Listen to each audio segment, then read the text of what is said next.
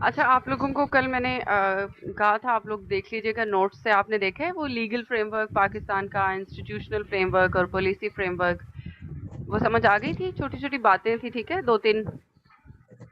اور میم ان میں پاکستان میں جی جی میں نے دیکھا تو لیگل فریم ورک کے اندر ایک تھوڑا سا تھا کہ ٹو پروٹیکٹ دا پروٹیکٹ، اس کا کیا مطلب ہے؟ اس کی سمجھ نہیں آئی. اور اس میں اور بھی تھا، کیا نام ہے اس کا، لاسٹ میں لیگل میں تھا، میں بھی کس میں تھا، ایک منٹ میں دیکھ لیتا ہوں، آپ کو بتاتا ہوں. ٹو پروٹیکٹ دا انوائرمنٹ ہی ہوگا. ایک ٹو پروٹیکٹ ہاں دا پروٹیکٹ، آپ کو اس کا پتہ نہیں وہ کیا تھا. بچوں مسٹیک ہوگی نا ورڈز کی، اچھا ٹھیک ہے. اچھا اور میں نوٹس کر رہا ہوں، دیکھتا ہوں، بتاتا ہوں آپ کو.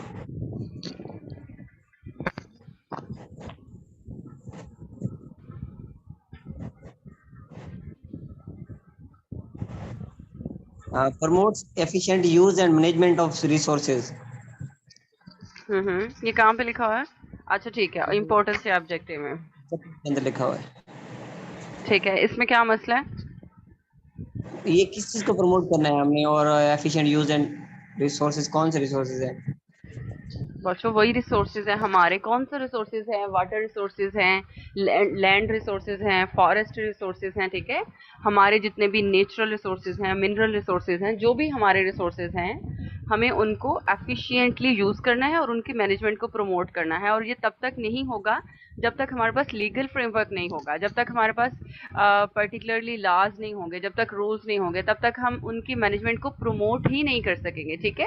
کیونکہ پروموشن کا مطلب ہے کہ ہم اتھارٹیز کو باؤنڈ کر دیں گے نا، ہم ان کے اوپر انسٹیٹیوشن لا کے بٹھا دیں گے جو ان کو ریگولیٹ کریں گے، ٹھیک ہے، جو ان کے اوپر چیک رکھیں گے، ٹھیک ہے. اور وہ میم آواز نہیں آ رہی، ڈسٹریشن. کسی کو پھر آنسریبل ہوں گے ان ریسورس لوگ. جی واٹس ہیپننگ؟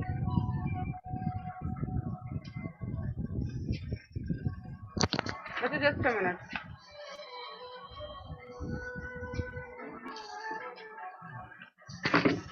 اچھا کسی کی کال ہے بچے، ایک سیکنڈ. رابعہ رابعہ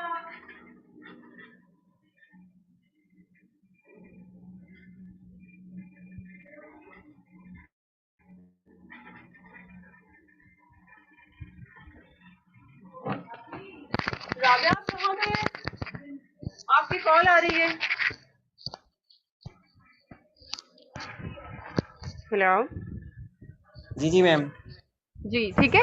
تو لیگل فریم ورک یہ اس کے لیے ضروری ہے پاکستان میں کہ ہم اپنے ریسورسز کی ایفیشینٹ یوز اور ان کی مینجمنٹ کو پروموٹ کر سکیں، ٹھیک ہے، ایٹ آل لیول. اس کے علاوہ فیڈرل انوائرمنٹ منسٹری جو 1975 میں بنی تھی، جو فرسٹ ایکٹ ہمارا آیا تھا 1997 میں. میم جی آواز جی آ رہی ہے؟ اب آ رہی ہے. ہاں جلدی سے بولیں پلیز، مجھے لیکچر سٹارٹ کرنا ہے. ٹھیک ہے میم، پڑھا دیں، میں بعد میں پوچھ لوں گا، کوئی ایشو نہیں. ہاں آپ مجھے پوچھ لیجیے گا، آپ لاسٹ میں پوچھ سکتے ہیں ورنہ آپ گروپ میں مجھ سے پوچھ سکتے ہیں، ٹھیک ہے. مجھے ان باکس پہ کر سکتے ہیں. میں ذرا آپ کو تھوڑا سا بریف کر دوں. ہم نے انوائرمنٹل گورننس کی ڈیفینیشن پڑھی تھی بچوں، آپ کو اس کا پتہ ہونا چاہیے. اس کے بعد انوائرمنٹل گورننس ان پاکستان، آپ کو اس کا پتہ ہونا چاہیے. انوائرمنٹل گورننس ان پاکستان میں اس کا کیا فریم ورک ہے، ٹھیک ہے، آپ کو اس کا پتہ ہونا چاہیے. تو میں نے آپ کو بتایا تھا ہمارے پاس لیگل فریم ورک ہے، ہمارے پاس پالیسی فریم ورک ہے، اور ہمارے پاس انسٹیٹیوشنل فریم ورک ہے، ٹھیک ہے. یہی تینوں باتیں ہوئی تھی. یہ میں نے آپ سے کہا تھا آپ لوگ پڑھ لیجئے گا. ابھی جیسے مجھ سے کوشچن پوچھے جا رہے ہیں، آپ کو کوئی بھی ان میں مسئلہ ہے آپ مجھ سے لاسٹ میں پوچھ سکتے ہیں. میں بریف کر دیتی ہوں. لیگل فریم ورک کا مطلب ہوتا ہے ہمارے پاس لاز ہیں، رولز ہیں. تو 1983 میں فرسٹ ٹائم ان ہسٹری، بچوں میں اب بریف کر رہی ہوں آپ کو، میں جو یہ ایک دو ٹاپک میں نے آپ کو کہا تھا پڑھ لیجئے، میں آپ کو اوور ویو دے رہی ہوں، دھیان سے سن لیں، ٹھیک ہے. 1983 میں فرسٹ ٹائم ہمارے پاس ہسٹری میں پاکستان انوائرمنٹل پروٹیکشن آرڈیننس آیا، جس کا پرپز یہ تھا کہ ہمیں کوئی لا چاہیے، کوئی رول چاہیے جس سے ہم انوائرمنٹل प्रॉब्लम्स को ओवरकम कर सकें, हम अपने एनवायरनमेंट को प्रोटेक्ट कर सकें, ठीक है। तो हमने ये वाला फिर एक ऑर्डिनेंस जो है वो प्रेसिडेंट साहब ने पास किया 1983 में। इस ऑर्डिनेंस की हमें ज़रूरत थी क्योंकि हमें कोई एनवायरमेंटल एजेंसी चाहिए थी, हमें असल में कोई डिपार्टमेंट चाहिए था। जब भी आपको अपने मुल्क में ऑफिशियली कोई एजेंसी, कोई डिपार्टमेंट जो है वो इनिशिएट करवाना है फेडरल लेवल पे, प्रोविंशियल लेवल पे, उसके लिए आपको ऑफिशियल पाथवे चाहिए, उसके लिए आपको कोई टूल चाहिए, ठीक है, उसके लिए आपको कोई लॉ चाहिए। ऐसे ही आप कोई इनिशिएटिव नहीं ले सकते। तो हमें ये ऑर्डिनेंस चाहिए था। अकॉर्डिंग टू दैट ऑर्डिनेंस, इस ऑर्डिनेंस ने क्या किया कि एक बॉडी बनाने का जो है वो हमें रास्ता दे दिया, ठीक है। It paved the way to establish a body which was Pakistan environment protection council. तो हमने पाकिस्तान एनवायरमेंटल प्रोटेक्शन काउंसिल बनी, फिर पाकिस्तान एनवायरमेंटल प्रोटेक्शन एजेंसी बनी फेडरल लेवल पे।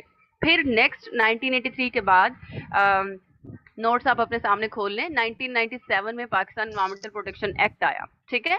अच्छा, उसके बाद बच्चों क्या हुआ कि हमने इस एक्ट, जब ये एक्ट हमारे पास आ गया, इस एक्ट ने री एस्टैब्लिश किया 1983 के ऑर्डिनेंस में जो हमने एनवायरमेंटल प्रोटेक्शन काउंसिल बनाई थी, उस काउंसिल को इस एक्ट ने, जब ये 1997 में आया तो उसने इसको अपडेट किया, इसको री एस्टैब्लिश किया, इसको रीबिल्ड किया, ठीक है, इसका जो स्कोप है उसको बढ़ा दिया।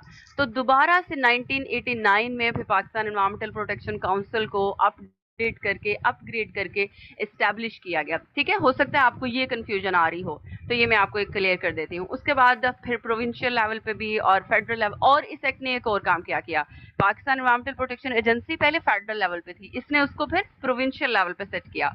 तो दो इसके मेजर अचीवमेंट्स हैं, एक पाकिस्तान एनवायरमेंटल प्रोटेक्शन काउंसिल को अपग्रेड करना जो कि 1989 में फिर हमने किया। 1989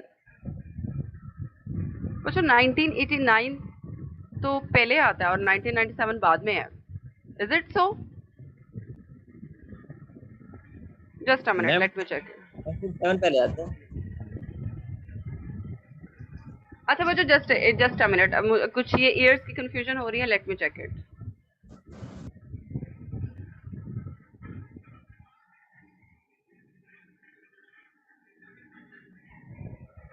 अच्छा ठीक है, दोबारा से बच्चों ये लिखें, 1983 में पाकिस्तान एनवायरमेंटल प्रोटेक्शन, मैं यहाँ पे लिख देती हूँ आपको।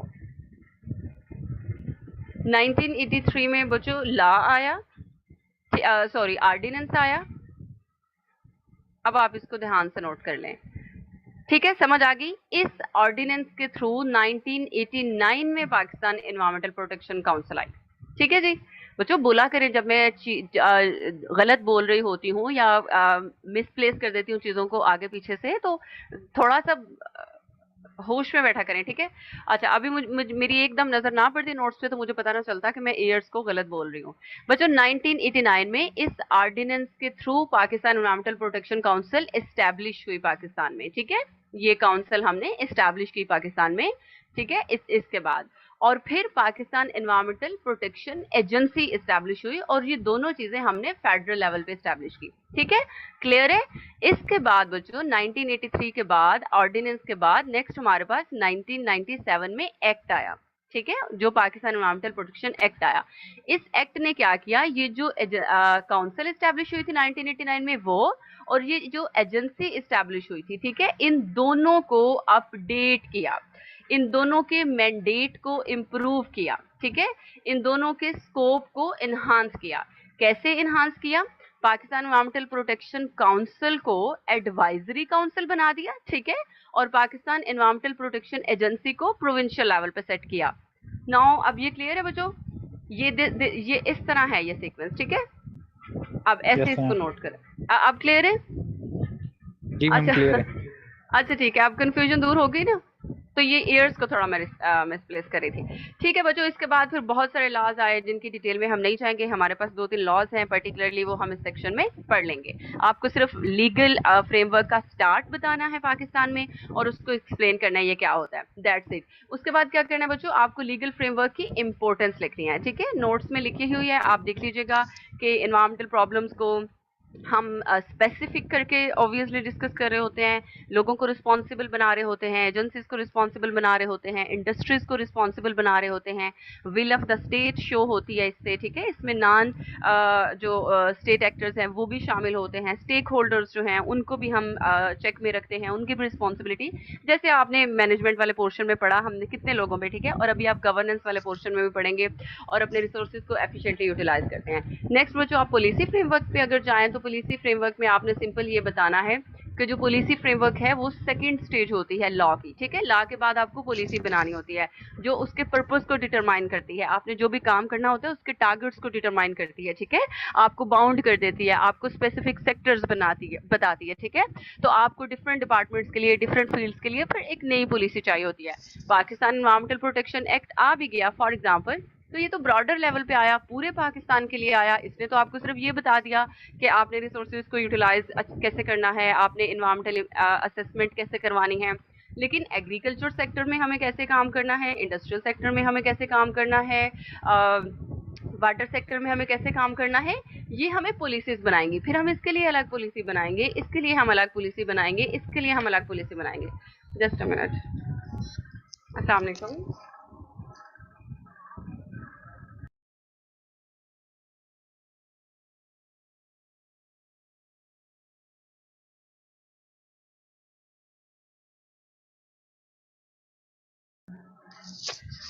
ठीक है, तो ये होता है पॉलिसी। अच्छा, अब पॉलिसी की इंपॉर्टेंस क्या होती है और पॉलिसी क्यों हमें चाहिए, फिर आप ये लिखेंगे, पॉलिसी की इंपॉर्टेंस लिखेंगे, एक दो पॉलिसीज की एग्जांपल दे देंगे कि हमें जो एक्ट हमने पास कराया अब हमें जाहिर है उसको इन्फोर्स करवाना है, उसके लिए हमें कोई पाथवे चाहिए होगा, ठीक है। हमने अपने ऑब्जेक्टिव्स को कैसे फुलफिल करना है, फिर ऑब्वियसली हमें एक्शन प्लान बनाने हैं पॉलिसी की, तो ये सारा। उसके बाद बच्चों आप लिखेंगे इंस्टीट्यूशनल फ्रेमवर्क। इंस्टीट्यूशनल फ्रेमवर्क में आप ये बताएंगे कि हमें अथॉरिटीज चाहिए, हमें डिपार्टमेंट्स चाहिए, ठीक है, जो हमारी पॉलिसीज को इम्प्लीमेंट करवा सकें, जो एग्जीक्यूट करवा सकें। और पाकिस्तान में जो इंस्टीट्यूशनल फ्रेमवर्क है वो कब स्टार्ट हुआ, ये आप लिखेंगे जब यूनाइटेड नेशन कॉन्फ्रेंस हुई ह्यूमन एनवायरनमेंट पे, जो 1972 में हमने पढ़ा, उसमें पाकिस्तान उसका पार्टिसिपेंट था, उसका मेंबर था। तो उस कॉन्फ्रेंस का ये भी मैंडेट था कि अपनी अपने कंट्रीज में जाके इंस्टीट्यूशनल सेटअप स्टार्ट कराएं और फिर अपने एनवायरनमेंट को मैनेज करना स्टार्ट करें। तो उसके लिए हमें कोई मिनिस्ट्री चाहिए थी, ठीक है। फिर हमने क्या करवाया कि फेडरल लेवल पे एनवायरमेंटल प्रोटेक्शन काउंसिल जो है वो बनाई और मिनिस्ट्री बनी उस वक्त 1975 में, जिसको फेडरल एनवायरमेंट मिनिस्ट्री बोलते हैं। उस वक्त बच्चों 1972 की कॉन्फ्रेंस अटेंड करने के बाद सबसे पहले पाकिस्तान में एक मिनिस्ट्री बनी थी फेडरल लेवल पे, जिसका नाम है एनवायरमेंटल मिनिस्ट्री, ठीक है, मिनिस्ट्री ऑफ एनवायरमेंट। ये 1975 में बनी थी, लेकिन अब आजकल इसको बोलते हैं मिनिस्ट्री ऑफ क्लाइमेट चेंज और ये इसका नाम चेंज हुआ है 2017 में, ठीक है, ये आपने याद रखना है। और इसके अलावा हमारे पास पाकिस्तान एनवायरमेंटल प्रोटेक्शन एजेंसी है, ये हमारी कुछ फेडरल लेवल्स पे बॉडीज है। और जो प्रोटेक्शन काउंसिल है वो इस वक्त पाकिस्तान में सुप्रीम एडवाइजरी काउंसिल है, ठीक है, वो कंसल्टेटिव बॉडी है जो कि मिनिस्ट्रीज को कंसल्टेशन प्रोवाइड करती है, ठीक है, एडवाइस प्रोवाइड करती है। और प्रोविंशियल लेवल पे भी फिर हमारी मिनिस्ट्रीज हैं, प्रोटेक्शन डिपार्टमेंट हैं, ठीक है बच्चों, एनवायरमेंटल प्रोटेक्शन एजेंसीज हैं। फिर उससे नीचे डिस्ट्रिक्ट लेवल पे चले जाएं तो हमारे पास ऑफिसेज हैं एनवायरमेंटल प्रोटेक्शन एजेंसी के। वो वाले जो ऑफिसेज हैं बच्चों, वो क्या काम करते हैं कि जो एनवायरमेंटल प्रोटेक्शन एजेंसी है, एनवायरमेंटल प्रोटेक्शन, ये करवाती है एनवायरमेंटल इम्पैक्ट असेसमेंट। ऐसा ही है ना, हमने पढ़ा था। तो एनवायरमेंटल इम्पैक्ट असेसमेंट करने के लिए डिस्ट्रिक्ट लेवल पे इन्होंने ऑफिसेज एस्टैब्लिश किए हुए हैं, जहाँ पे ऑफिसर्स बैठे होते हैं, एनवायरमेंटल इंस्पेक्टर्स बैठे होते हैं, जो इस सारे प्रोसेस को असिस्ट कर रहे होते हैं। ये आपका कंप्लीट फ्रेमवर्क हो गया।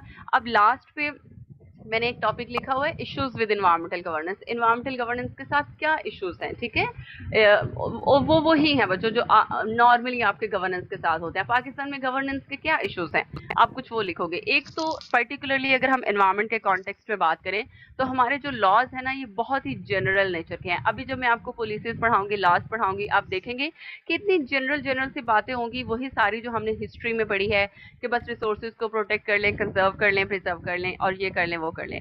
तो कोई स्पेसिफिक, कोई नैरो लेवल पे जाके कोई नई बात, कोई नई इनिशिएटिव हमें नहीं मिलेगा, ठीक है? जनरल से बातें हो रही होंगी। यूनिफॉर्म स्टैंडर्ड्स हमारे पास नहीं है लॉज में। सिंध के अगर हालात और हैं, बलूचिस्तान के हालात और हैं, तो एक जैसी कंडीशन नहीं है। हमें एक लॉ नहीं चाहिए, हमें एक जैसे रूल्स नहीं चाहिए।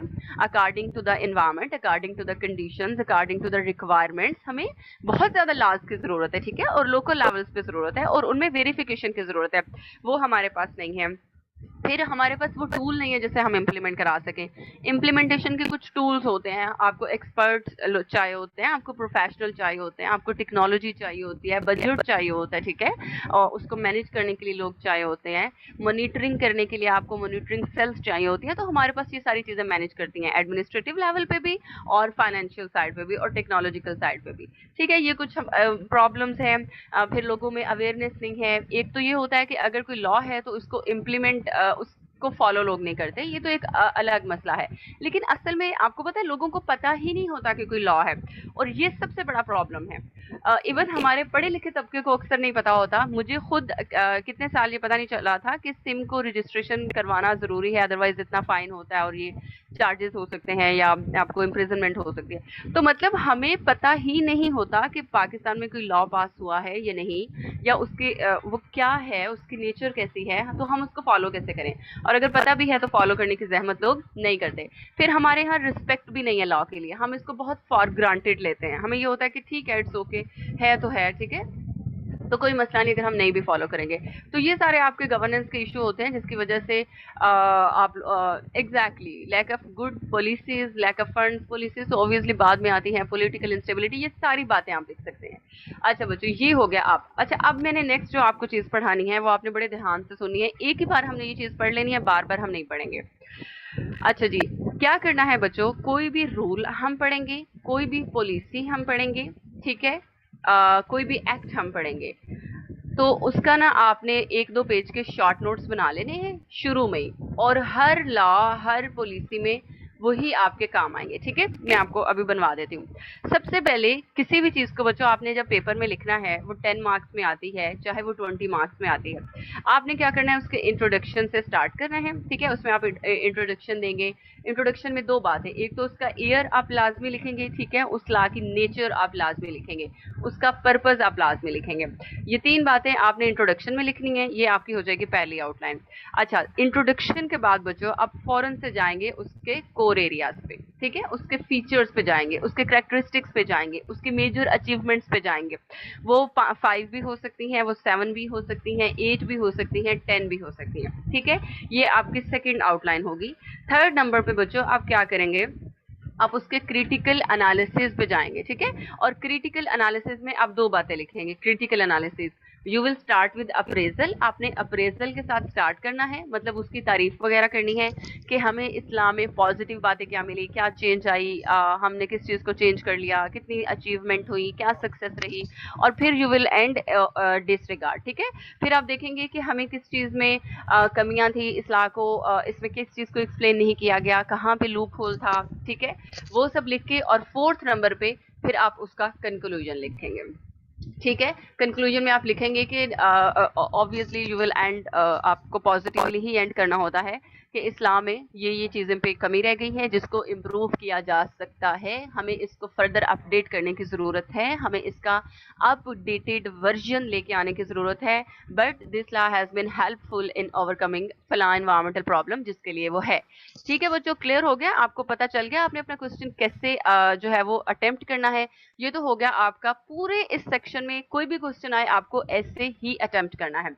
अब मैं ये जो क्रिटिकल एनालिसिस है ना, ये आपको करवाने लगी हूँ, ये भी मैंने आपको एक ही बार करवा देना है, और आपने सिर्फ वर्ड्स चेंज करके according to that law, that policy, और जिस पर्पस के लिए है वो चेंज करके आपने इस क्रिटिकल एनालिसिस को लिख देना है। ये भी आप लोग नोट कर लें। क्रिटिकल एनालिसिस में बच्चे आपने क्या करना है, आपने ना उसके जैसे जैसे हम पढ़ेंगे ना, तो आपने खुद ही साथ साथ पॉइंट्स ढूंढते जाने हैं। जो फीचर्स होंगे ना, आपने नोट करते जाना है कि अच्छा इसमें पॉजिटिव फीचर्स हमें कौन से नजर आ रहे हैं, वो आपने स्टार्ट कर लेना है। For example you will write that it was a much needed step, ठीक है, हमें इसकी बहुत ज़रूरत थी, और इसके किस एरिया में, जब हम साथ पढ़ेंगे तो आपको पता चल जाएगा कौन से ऐसे एरियाज हैं जहाँ पे बहुत अच्छा काम हुआ, ठीक है, जहाँ पे हमें चेंज नज़र आया, ठीक है। अच्छा, इसकी इम्प्लीमेंटेशन कैसी रही, उस पे आपने बात करनी है, ठीक है।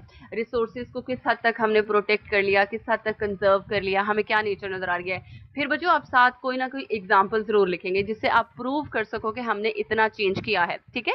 फॉर एग्जाम्पल अगर आप कोई रीफॉरेस्टेशन की बात करते हो तो आप 10 बिलियन सुनामी ट्री की एग्जाम्पल, कोई भी ऐसे एग्जाम्पल जो आपके जहन में है आप दे सकते हैं कि हम चेंज लेके आए हैं, ठीक है। आप उसके टारगेट्स लिख सकते हैं कि ये हमारे टारगेट्स थे और उनमें से इनको हमने अचीव कर लिया है। तो ये सारी चीजें आप अपने क्रिटिकल एनालिसिस में लिखोगे, ठीक है जी। अच्छा, जब उसके बाद आप फिर उसके नेगेटिव पॉइंट्स पे या डिसरिगार्ड पे जाओगे तो आपने वही 3-4 बातें करनी है जो हमने एनवायरमेंटल गवर्नेंस में लिखी हैं। आपने कहना है कि पब्लिक अवेयरनेस ना होने की वजह से हम इसके फुल पोटेंशियल को इस्तेमाल नहीं कर पा रहे, ठीक है। हमें इसके 100% रिजल्ट नहीं मिल रहे बिकॉज हमारी पब्लिक अवेयर नहीं है। इसकी नेचर थोड़ी सी जनरलाइज्ड है। जिन एरियाज में हमें सक्सेस नहीं मिली वहाँ पे हमें स्पेसिफिक होने की ज़रूरत है। अच्छा, इसके अलावा कि हमारे पास short term versus long term जो है वो कोई डिवीजन नहीं है। शॉर्ट टर्म स्ट्रैटेजीज अलग होनी चाहिए, लॉन्ग टर्म स्ट्रैटेजीज अलग होनी चाहिए, सो दैट हम इसकी अचीवमेंट को या सक्सेस को मजीद इम्प्रूव कर सकें। फिर बच्चों आप इसकी इम्प्लीमेंटेशन पे बात करेंगे लास्ट में कि लैक ऑफ इम्प्लीमेंटेशन जो है वो मेजर रीजन है। अच्छा, इम्प्लीमेंटेशन के बाद आप पॉलिटिकल विल पे जाएंगे, ठीक है। और पॉलिटिकल विल के साथ आप 18th अमेंडमेंट की बात करेंगे। हर लॉ और हर पॉलिसी में आपको ये बात करनी है, ठीक है। ये बड़ा अच्छा पॉइंट है आपके पास कि असल में इन्वायरमेंट जो है ना ये पहले सब्जेक्ट था फेडरल गवर्नमेंट का, ये फेडरल की जिम्मेदारी थी। लेकिन आपको पता है एनवायरमेंट अब प्रोविंसेस की जिम्मेदारी बन गई है, अपने अपने एनवायरमेंट को इन्होंने खुद देखना है। तो जब एनवायरमेंट को खुद देखना है तो इसका मतलब है प्रोविंसेस पे बर्डन आ रहा है। पहले ही एजुकेशन प्रोविंसेस का मसला बन गई है, वो फेडरल का मसला था। अब एनवायरमेंट भी तो इस तरह के, वाटर रिसोर्सेज, ये सारे मसले अब सूबे जाने और उनका काम जाने। तो ये एक बहुत बर्डन है प्रोविंसेस पे, उनके लिए फाइनेंसिस का बहुत बर्डन है, रिसोर्सेज को मैनेज करना एक बहुत बर्डन है।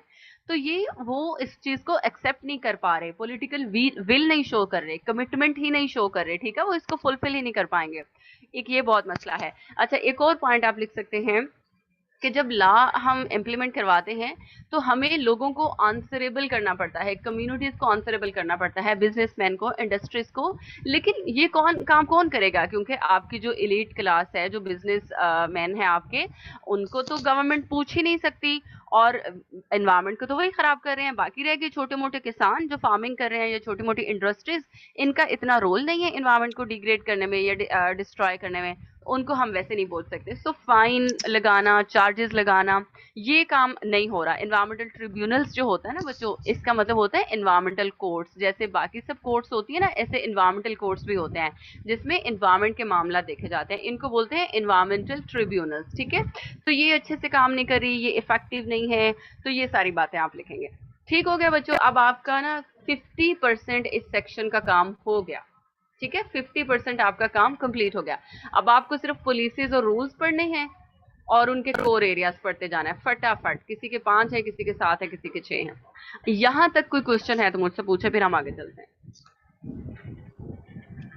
मैम जो पॉजिटिव वाला है वो थोड़ा सा एक्सप्लेन कर दें बच्चों पॉजिटिव वाले में एक्सप्लेन करने की क्या जरूरत है। पॉजिटिव वाला जब आप साथ साथ पढ़ेंगे ना टॉपिक्स तो आपको ज्यादा क्लियर होगा, क्योंकि आपको वहां से पॉइंट्स मिल रहे होंगे। पॉजिटिव में आपने जब कोई पॉलिसी, रूल या लॉ पढ़ना है, आपको उसमें से जो भी अच्छा पॉइंट मिलेगा आपने उसे लिख देना है। आपका जो एनालिसिस होता है ना वो असल में आपका टॉपिक ही होता है। जब आप अभी तक आपको वैसे बहुत अच्छा एनालिसिस करना आ जाना चाहिए था जितना मैंने सिखाया। जब आप किसी टॉपिक को पढ़ रहे होते हैं, अटेम्प्ट कर रहे होते हैं ना, तो उसी में से आपने पॉइंट्स निकाले। अभी जब मैं आपके सामने लिखूंगी, जब हम पढ़ेंगे तो आपको साथ साथ आइडिया हो रहा होगा कि हमने एनालिसिस में क्या लिखना है। आपने बस यही कहना है कि ये इसकी जरूरत थी हमें, ठीक है, और इस वजह से उसको पास करवाया गया और इसके आने से हमने इतना चेंज देखा, इसकी यहाँ तक सक्सेस रही, इसके पॉजिटिव पॉइंट्स ये थे, ठीक है। इतना मतलब जो भी आपको अचीवमेंट लगेगी वाइल स्टडीइंग दैट पॉलिसी और लॉ और रूल, वो आप उसमें लिख देंगे, ठीक है। और कुछ फिर आपने थोड़ा सा उसको खुद से डेकोरेट कर करके तो आपने लिख देना, ठीक है। ठीक है मैम। ठीक है बच्चों, हम नेक्स्ट और जो अच्छा, अभी किसी को प्रॉब्लम तो नहीं, पिछला वो गवर्नेंस वाला क्लियर हो गया सबको, लीगल फ्रेमवर्क, इंस्टीट्यूशनल और पॉलिसी, अगर किसी को कोई मसला था तो हो गया ना क्लियर अब सब कुछ। ठीक है मैम, हो गया है। चलो जी, हम लोग अपनी پہلی اسٹریٹجی پڑھے ہیں that is Pakistan national conservation strategy. بچوں یہ 1992 میں آئی تھی, ٹھیک ہے, 1 مارچ 1992 میں اس کو اپروو کیا گیا تھا, ٹھیک ہے. اچھا, اور یہ 10 ایئرس کے لیے آئی تھی. یہ والی باتیں ہوتی ہیں جو آپ نے انٹروڈکشن میں لکھنے ہوتی ہیں. یہ 10 سال کی آئی تھی پاکستان میں, 1992 سے 2001 تک کے لیے یہ اسٹریٹجی بنی تھی. اچھا جی, اب کیا ہوگا کہ اس اسٹریٹجی نے نا ہمیں 7 پروگرامز دیے, ٹھیک ہے. کتنے پروگرامز دیے؟ 7 پروگرامز دیے اس اسٹریٹجی نے ہمیں, اور یہ 7 ہی بچوں اس کے کور ایریاز ہیں, ٹھیک ہے, جو آپ کو لکھنے ہیں.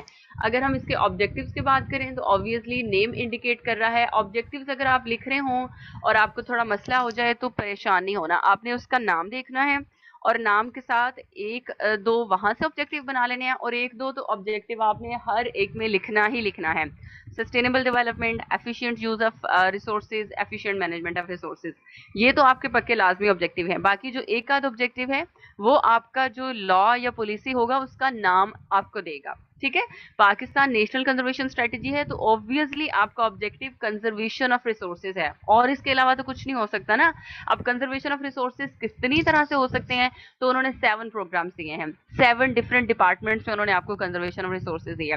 سو اس کے آبجیکٹیوز میں آپ لکھیں گے conservation of resources, improvement of resources, efficient use of resources, efficient management of resources, کیونکہ آپ انہیں کنزرو ہی کر رہے ہیں. اچھا, اگر ہم اس کے کور ایریاز دیکھیں وہ کون سے 7 پروگرامز ہیں, تو فرسٹ واز ایگریکلچر. یہ ساری باتیں بچوں ہم نے پڑھی ہوئی ہیں. ایگریکلچر میں کیونکہ سب سے زیادہ ہم اپنی لینڈ کو, سوائل ریسورس کو ایکسپلائٹ کر رہے ہوتے ہیں, تو ہمیں سب سے زیادہ وہاں پہ ان کو کنزرو کرنے کی ضرورت ہے. اور یہی ساری باتیں ابھی تک میں آپ کو مینجمنٹ اور ریکمنڈیشن میں پڑھاؤں گی, اور یہی ہمیں یہ اسٹریٹجی دے رہی ہے کہ آپ نے کیا کرنا ہے, کراپ لینڈ کو مینیج کرنا ہے, ٹھیک ہے, سمپل. جو کراپ لینڈس ہیں آپ کی, وہاں پہ جو سوئل ہے اس کو مینٹین کرنا ہے, اور یہاں سے آپ کو پتا چلے گا ان کی نیچر کتنی جنرلائز ہوتی ہے. اتنے جنرلائزڈ ورڈ لکھے ہوں گے, ٹھیک ہے. اچھا, اس کے علاوہ جو اریگیشن پریکٹسز ہیں آپ نے ان کو امپروو کر لینا ہے, اریگیشن پریکٹسز, ٹھیک ہے, وہ انہیں ایفیشینٹ بنانا ہے. فار ایگزامپل ڈرپ اریگیشن, یہ وہ. تو یہ 2 پوائنٹ آپ کو ملیں گے ہر سیکٹر میں, ٹھیک ہے. اریگیشن ریسورسز کو ایفیشینٹ کرنا ہے, کراپ لینڈ کو مینیج کرنا ہے. سیکنڈ ڈپارٹمنٹ ہے واٹر ریسورسز کا. واٹر ریسورسز کو ہم نے کس طرح سے کنزرو کرنا ہے, 2 پوائنٹ انہوں نے لکھے تھے. پروٹیکٹنگ واٹر شیڈ, جو آپ کی واٹر شیڈز ہیں ان کو آپ نے پروٹیکٹ کرنا ہے, ٹھیک ہے. اچھا, سیکنڈ از پروٹیکٹنگ جو ہے water bodies and fisheries. Fisheries کے ڈپارٹمنٹ کو انہوں نے یہاں پہ لکھا واٹر باڈیز اینڈ فشریز, کیونکہ جو فشریز کا ڈپارٹمنٹ ہے وہاں سے اوبویسلی فشنگ ہوتی ہے, تو وہاں پہ سب سے زیادہ ہم پولوٹ کر رہے ہوتے ہیں اپنے سی انوائرمنٹ کو, یا میرین انوائرمنٹ کو, یا لیک انوائرمنٹ کو, اور ہم اپنے واٹر ریسورسز کو بھی ڈیگریڈ کر رہے ہوتے ہیں.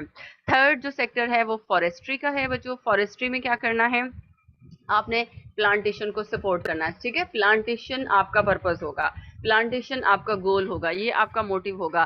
تو جتنی فارسٹری اور پلانٹیشن ہے اس کو سپورٹ کرنا کسی اسٹیٹ کا پرپز ہونا چاہیے, جس سے آپ اپنے فارسٹ کو کنزرو کر لو گے. فورتھ میں انہوں نے لکھا ہے بایو ڈائیورسٹی.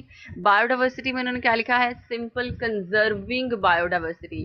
بایو ڈائیورسٹی کو آپ نے کنزرو کرنا ہے. کس طرح سے کنزرو کرنا ہے, جو آپ کی رینج لینڈز ہیں انہیں ریسٹور کریں, ٹھیک ہے, دوبارہ سے انہیں پراپرلی مینٹین کریں, مینیج کریں, ان کو ریسٹور. ایکو سسٹم ریسٹوریشن ہم نے پڑھا نا, ریسٹور کرنے کے لیے وہاں پہ آپ کو جو بھی اسٹیپس لینے پڑے وہ آپ لیں, اور لائف اسٹاک کو امپروو کریں, ٹھیک ہے. جتنا بھی آپ کا لائف اسٹاک ہے وہ سارا آپ کا بایو ڈائیورسٹی میں آتا ہے, اس کو آپ نے امپروو کرنا ہے.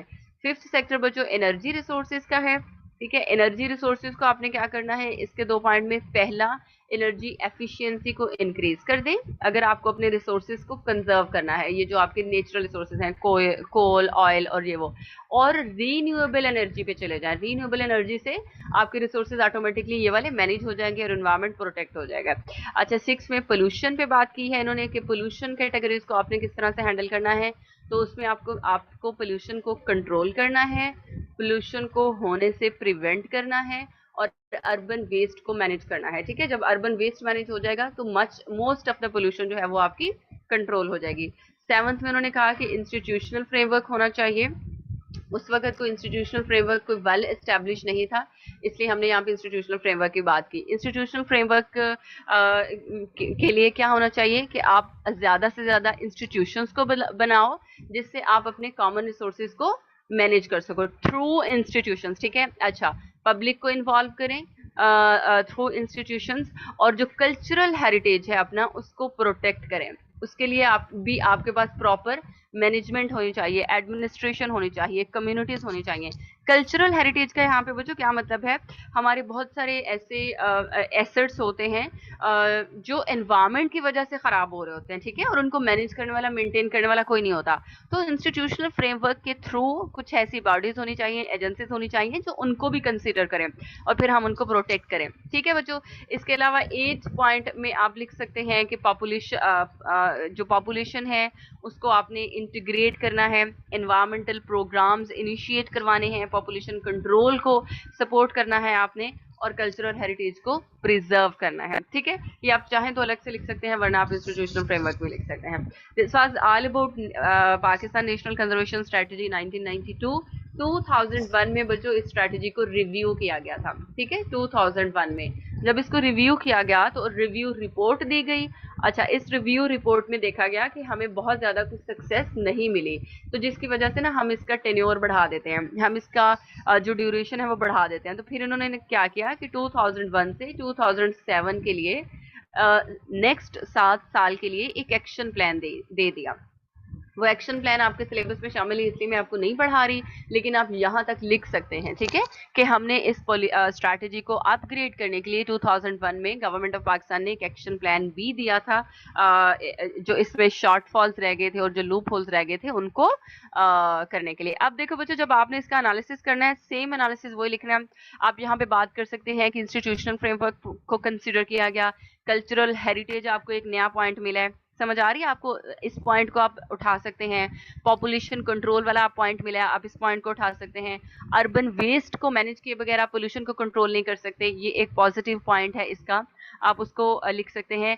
फिशरीज के डिपार्टमेंट को इन्होंने इंपॉर्टेंस दी, वो बहुत इंपॉर्टेंट है, उसको प्रोटेक्ट किए बगैर कंजर्वेशन नहीं हो सकती, उसको आप लिख सकते हैं, ठीक है। लाइव स्टॉक, तो इस तरह वाले पॉइंट्स आपको मिलते जाएंगे जो आप क्रिटिकल अप्रेजल में लिखेंगे, और फिर आप क्रिटिकल डिसरिगार्ड में यही चले जाएंगे। क्रिटिकल डिसरिगार्ड में आप इस पॉइंट को भी लिख सकते हैं कि सिर्फ इसकी बहुत ज़्यादा सक्सेस ना होने की वजह से हमें एक फर्दर एक्शन प्लान देना पड़ा, और फर्दर 7 साल तक हमें इस काम को लेके जाना पड़ा।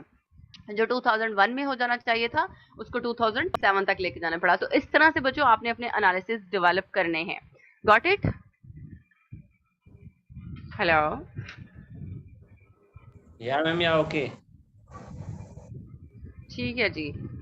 नेशनल एनवायरनमेंट पॉलिसी पढ़ रहे हैं हम, नेक्स्ट 2005 में ही ये दी गई थी। अच्छा जी, नेशनल एनवायरनमेंट पॉलिसी जो 2005 में थी, अब ये बहुत ही जनरल है, एनवायरनमेंट पॉलिसी है, सिंपल, और इसमें कुछ नहीं लिखा बच्चों। इसके एम्स में आपने लिखना है, अच्छा एक ना हमारे पास पंजाब एनवायरनमेंट पॉलिसी है, वो हमारे सिलेबस में नहीं शामिल, मैं आपको यही लिखवाती रही हूँ क्योंकि ये रिसेंट है। पंजाब एनवायरनमेंट पॉलिसी है बच्चों, 2015 में आई है, ये पंजाब के लिए है। अच्छा अब देखिए यहाँ पे भी एनवायरनमेंट है, मैं आपको काफ़ी सारी टॉपिक्स में ये लिखवाती रही हूँ ये वाली पॉलिसी, क्योंकि इसमें हर सेक्टर को उन्होंने टारगेट किया है। Deforestation, desertification, drought, water logging, salinity, soil pollution, air pollution, each and everything आपको इस पॉलिसी में मिलेगी। हर सेक्टर को उन्होंने टारगेट किया है। सिंपल इसी तरह जब ये नेशनल एनवायरनमेंट पॉलिसी आई थी 2005 में, इन्होंने भी बच्चों बहुत सारे सेक्टर को मैनेज करने की कोशिश की थी, ठीक है।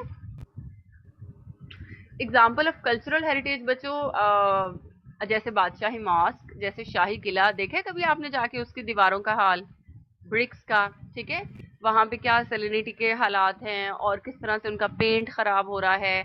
जैसे इंडिया में आप ताजमहल की एग्जांपल दे सकते हो, ठीक है, जैसे आप किसी नेचुरल रेंज लैंड की एग्जांपल दे सकते हो, ठीक है, जो आपके लिए,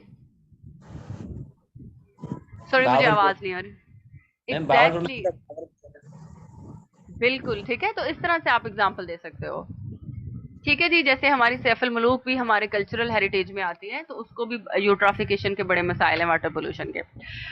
अच्छा मैं इसके एम्स आपको बताने लगी थी, तो आपने लिखना है प्रोटेक्टिंग, ठीक है, रिस्टोरिंग,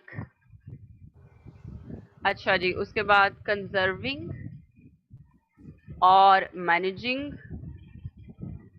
एंड इम्प्रूविंग, सारे ही एम हैं आपके, ठीक है, किसको, एनवायरनमेंट को। تو اس پالیسی کا مقصد ہے کیونکہ یہ سمپل انوائرمنٹ پالیسی ہے، تو انوائرمنٹ کو پروٹیکٹ کرنا ہے، آپ کو ریسٹور کرنا ہے، کنزرو کرنا ہے، مینیج کرنا ہے ریسورسز کو، اور اس میں وائڈ رینج آف سیکٹرز پہ ہم بات کریں گے، ٹھیک ہے. ایٹ لیسٹ 10 سیکٹرز کے اباؤٹ انہوں نے ہمیں گائیڈ لائنس دی ہیں بچوں. کور ایریاز میں اگر ہم اس کے دیکھیں یا فیچرز میں، تو 10 ڈفرنٹ سیکٹرز کے لیے انہوں نے ہمیں گائیڈ لائن دی ہے. سب سے پہلا سیکٹر ہے واٹر سپلائی اینڈ مینجمنٹ. کوئی نئی بات آپ کو کہیں نہیں ملنی، ٹھیک ہے، بے فکر ہو جائیں. تو یہی ساری باتیں ہیں. اچھا جی، واٹر سپلائی اینڈ مینجمنٹ پہلا سیکٹر ہے. سب سے پہلے انہوں نے یہ کہا کہ جو واٹر سپلائی سسٹم ہے نا، اس کی کوریج کو پہ بات کی جائے، ٹھیک ہے. کوریج اس کو پہنچائی جائے، جیسے رورل ایریاز میں اس کو انشور کیا جائے، اربن ایریاز کے ساتھ ساتھ، ٹھیک ہے، لوکل کمیونٹیز تک اس کی کوریج لے کے جائی جائے، اور ڈسٹینٹ پلیسز تک اس کو سپریڈ کیا جائے. اس کے علاوہ انہوں نے اس کی کوالٹی پہ بات کی کہ واٹر کی کوالٹی کو مانیٹر کرنے کے لیے آپ کے پاس مانیٹرنگ سسٹم ہونے چاہیے. جب آپ مانیٹرنگ سسٹم لے آئیں گے، سرویلنس سسٹم لے آئیں گے، تو آپ واٹر کو مینیج کر لیں گے، واٹر ریسورسز کو، ٹھیک ہے، لوگوں کو اچھا کوالٹی واٹر ملے گا. سیکنڈ بچوں، انہوں نے ایئر کوالٹی کے سیکٹر پہ بات کی، ٹھیک ہے، کہ ایئر کوالٹی کو آپ نے کیسے امپروو کرنا ہے. تو اس کے لیے انہوں نے کہا کہ ہم ایک نیشنل کلین ایئر ایکٹ لے کے آئیں گے، ٹھیک ہے. اور یہ نیشنل کلین ایئر ایکٹ جو ہے، اس کو ہم انیکٹ کرتے ہوئے ایئر کوالٹی کو امپروو کریں گے. دوسرا انہوں نے کہا کہ آپ سٹینڈرڈز سیٹ کر لیں انڈور اور آؤٹ ڈور پولوشن کے، ٹھیک ہے، جس سے آپ کی ایئر کوالٹی جو ہے وہ مینیج ہو جائے گی. کیونکہ اس میں Indore and out door pollution, air pollution کے بھی سٹینڈرڈ سیٹ کر لیں. اور اس کے علاوہ انہوں نے نوائز پولوشن پہ بھی بات کی، ایئر کوالٹی اینڈ نوائز، ٹھیک ہے.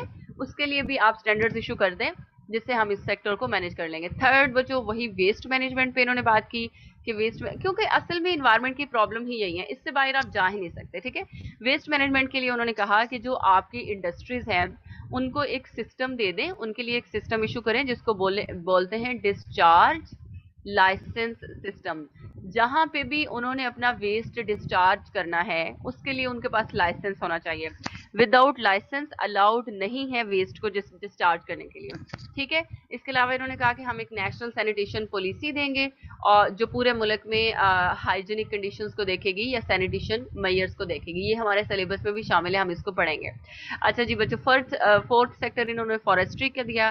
فارسٹری میں بھی وہی کنزرویشن انہوں نے کہا کر دیں، اور اگر آپ کو فارسٹ کاٹنے ہیں تو ان کو کاٹنے کی بجائے ان کا آلٹرنیٹیو ڈھونڈیں، ٹھیک ہے، آلٹرنیٹیو اس کا ریسورس ڈھونڈے.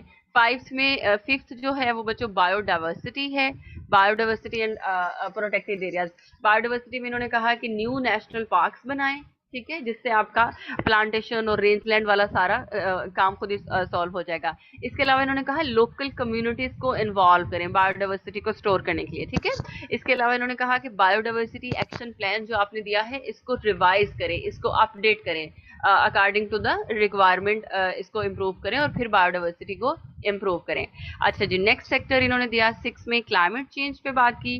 اب یہ آپ کو نیا پوائنٹ ملا ہے، یہاں سے آپ نے کلائمیٹ چینج پہ بات کرنی ہے، آپ نے انالیسس میں ایئر کوالٹی پہ بات کرنی ہے، نوائز پولوشن پہ بات کرنی ہے. لائسنس سسٹم ایک بہت اچھا انیشیٹو تھا، آپ اس پہ بات کر سکتے ہیں.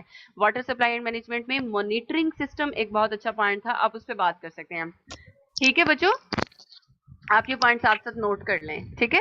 اچھا جی، climate change and ozone depletion پہ انہوں نے بات کی. انہوں نے کہا ہم اوزون ڈپلیٹنگ سبسٹینسز جو ہیں وہ ختم کریں گے، ان کو فیز آؤٹ کریں گے تاکہ اوزون ڈپلیشن نہ ہو. اس کے علاوہ ٹیکنالوجی ایسی لے کے آئیں گے جس میں ہم اس کے آلٹرنیٹیوز کو انٹروڈیوس کروا سکیں. بچوں، فارسٹری کا آلٹرنیٹیو نہیں لے کے آنا، آپ کو درختوں کی جگہ کیا لگا سکتے ہیں، آپ کو فارسٹ سے کیا مل رہا ہے اس کا آلٹرنیٹیو ڈھونڈیں کسی طرح، ٹھیک ہے، اس کو کسی طرح سے ریپلیس کریں کسی چیز سے. وہاں سے جو آپ کو چیزیں چاہیے وہ کہیں اور جگہ سے لیں. فار ایگزامپل، اگر آپ کو میڈیسن چاہیے، ہربس چاہیے، یا آپ کو کوئی اسپیشی چاہیے، ٹھیک ہے، یا آپ کو کوئی جین چاہیے، یا آپ کو کوئی سیڈ چاہیے، ٹھیک ہے، یا آپ کو ٹمبر چاہیے، تو مطلب آپ اپنے ریسورسز کا آلٹرنیٹیو لے آئے نا سم ہاؤ، مطلب جتنا آپ مینیج کر سکیں. اچھا جی، 7 میں انہوں نے بچوں انرجی ایفیشینسی پہ بات کی. انرجی ایفیشینسی پہ एनर्जी एफिशिएंसी में सेम वही 2 पॉइंट, आपने एनर्जी रिसोर्सेज को एफिशिएंट बनाना है और रीन्यूएबल एनर्जी रिसोर्सेज पे बात करनी है, ठीक है। अच्छा जी, इसके अलावा एग्रीकल्चर एंड लाइफ स्टॉक 8 पे एग्रीकल्चर एंड लाइफ स्टॉक था। इसमें बच्चों उन्होंने कहा कि आप ऑर्गेनिक फार्मिंग पे चले जाएं। ऑर्गेनिक फार्मिंग का मतलब है जो सारा हमने पढ़ा हुआ है कि ऑर्गेनिक फर्टिलाइजर ले आएं, जीरो टिलेज करें, डायरेक्ट सीडिंग करें, माइक्रोब्स को इस्तेमाल करें सॉइल की हेल्थ को इम्प्रूव करने के लिए, और क्रॉप रेजिड्यूज को जलाने की बजाय सॉइल में इनकॉर्पोरेट कर दें, ठीक है। इंटीग्रेटेड क्रॉप मैनेजमेंट टेक्निक्स लेके आए, जो वेस्ट मैनेजमेंट सिस्टम है उसको इम्प्रूव करें, ठीक है। प्रोडक्टिव ब्रीड्स लेके आए, हाईली प्रोडक्टिव ब्रीड्स को इंट्रोड्यूस करवाएं जिससे आपकी लाइफ स्टॉक की क्वालिटी इंश्योर होगी। 9th प्लान बच्चों अडेप्टेशन एंड मिटिगेशन का था। अडेप्टेशन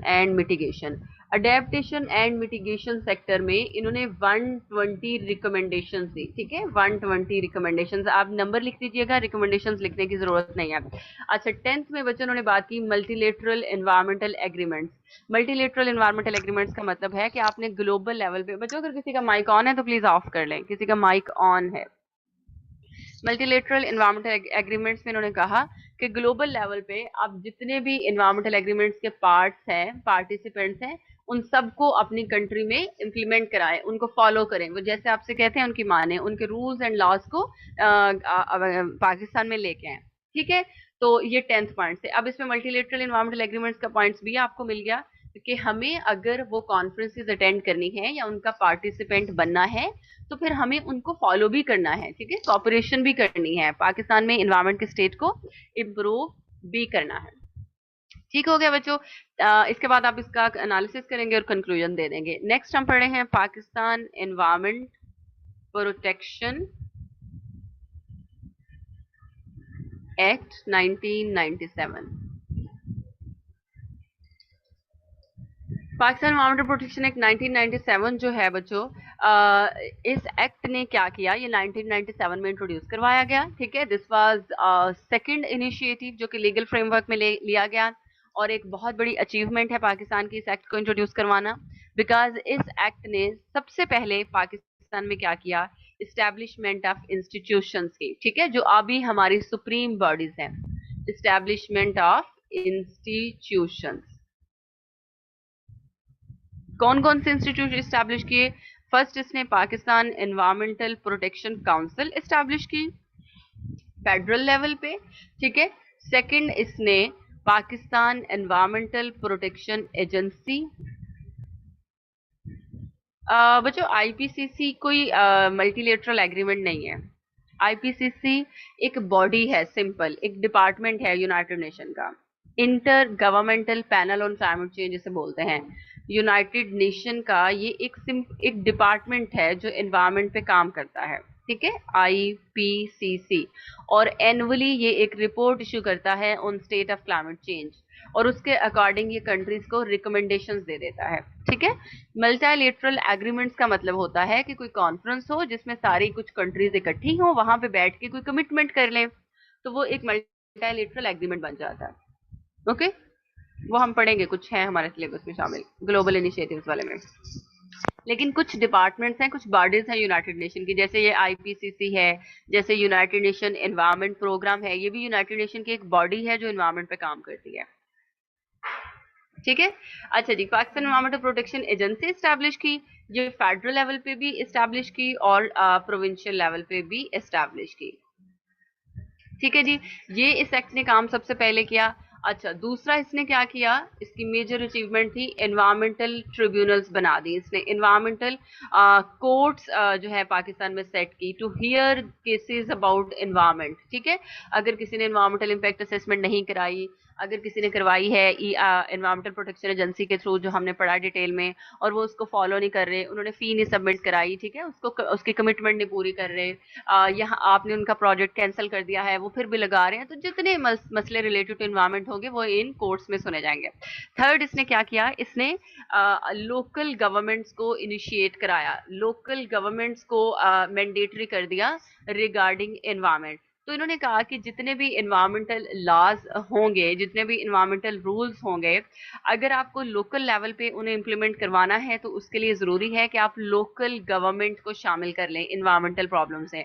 इसी वजह से फिर ईपीए ने बाद में क्या किया, डिस्ट्रिक्ट लेवल पे ऑफिसेज बनाए, ठीक है, डिस्ट्रिक्ट लेवल पे, और उन ऑफिसेज में जो लोग बैठते हैं, जो एनवायरमेंटल इंस्पेक्टर्स बैठते हैं, वो फिर लोकल लेवल पे एनवायरमेंटल प्रॉब्लम्स को देखते हैं, ठीक है।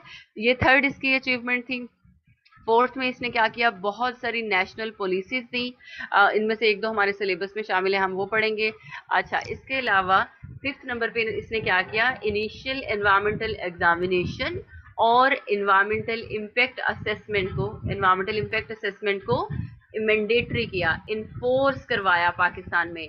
Section 12 of environmental protection act 1997 environmental impact assessment को मैंडेटरी करता है पाकिस्तान में, ठीक है, ये आपको याद रखना है। अच्छा, इसके बाद सिक्स नंबर पे इसने क्या किया, इसने ना फंक्शंस भी क्लियर कर दिए। इसने कहा जो एनवायरमेंटल प्रोटेक्शन एजेंसी है फेडरल लेवल पे, अच्छा, ये एजेंसी क्या करेगी, ये सिर्फ एनवायरमेंटल इश्यूज को देखेगी। एनवायरमेंटल जो इश्यूज होंगे ना, उनके अबाउट अगर कोई इंक्वायरी करनी है, ठीक है, अगर उनके अबाउट कोई डिसीजन लेना है, कोई जजमेंट पास करनी है, किसी इन्वेस्टिगेशन को कंटिन्यू करना है, तो ये उसका काम होगा फेडरल लेवल का। और ये सेक्शन 6 उसका आर्टिकल 2 इस बात को मैंडेटरी करता है। फिर इन्होंने कहा इसके पॉइंट 7 में कि जो हजर्डियस सब्सटेंस है ना, मतलब ये बच्चों इन्होंने फंक्शन को स्पेसिफिक कर दिया ना, कि फेडरल लेवल पे जो ईपीए है उसका सिर्फ ये काम है, और जो एनवायरमेंटल इम्पैक्ट असेसमेंट कराना जिम्मेदारी है वो पंजाब ईपीए की जिम्मेदारी है, ठीक है, वो प्रोविंशियल लेवल पे। अच्छा, सेवंथ में इन्होंने क्या किया कि जो हजर्डियस सब्सटेंसेस है ना, हजर्डियस सब्सटेंसेस, इनको बैन कर दिया पाकिस्तान में, इनकी इंपोर्ट को बैन कर दिया कि ये जो इनकी इंपोर्ट होगी पाकिस्तान में, इसको हम बैन कर देंगे। और ये सेक्शन 13 इसका उनकी इंपोर्ट को बैन करता है। ये कुछ इंपॉर्टेंट सेक्शन है जो मैं आपको साथ साथ बता रही हूँ, ये सारे देखने की जरूरत नहीं है। 8 पॉइंट में बच्चों इन्होंने क्या किया कि इन्होंने कहा जो मोटर व्हीकल्स हैं उनकी रेगुलेशन होगी। अब इन अदर वर्ड्स कोई ऐसा सेक्टर इन्होंने नहीं छोड़ा जिस पे इन्होंने बात नहीं की, और बड़ा स्पेसिफिक होकर बात की है, ठीक है।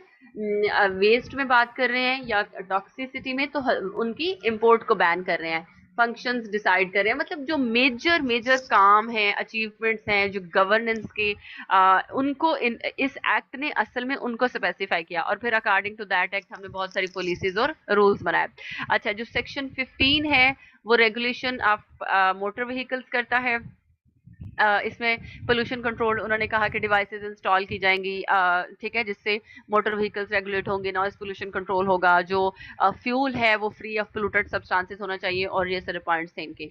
9 में इन्होंने कहा कि जितने भी रूल्स हैं, जितने भी रेगुलेशंस हैं, रूल्स एंड रेगुलेशंस हैं, वो पाकिस्तान में बनाए जाएंगे अकॉर्डिंग टू डिफरेंट सेक्टर, उन्होंने फिर प्रोमलगेट किया जाएगा। और यही वजह है इस एक्ट के आने के बाद पाकिस्तान में बहुत सारे रूल्स आए, जिसमें आप एग्जांपल लिख सकते हैं, for example hospital waste management rules जो कि 2005 में आए, ठीक है। इसी तरह pollution charge for industry rules 2001 में आए, ये दोनों आपके सिलेबस में शामिल हैं, हम पढ़ेंगे। ठीक हो गया बच्चों, ये था आपका पाकिस्तान एनवायरमेंटल प्रोटेक्शन एक्ट। ये पूरा इसकी डिटेल मैंने पढ़ा दी है, आप इसका इंट्रोडक्शन लिखेंगे, इसकी डिटेल लिखेंगे, इसका एनालिसिस करेंगे और इसको कंक्लूड कर देंगे।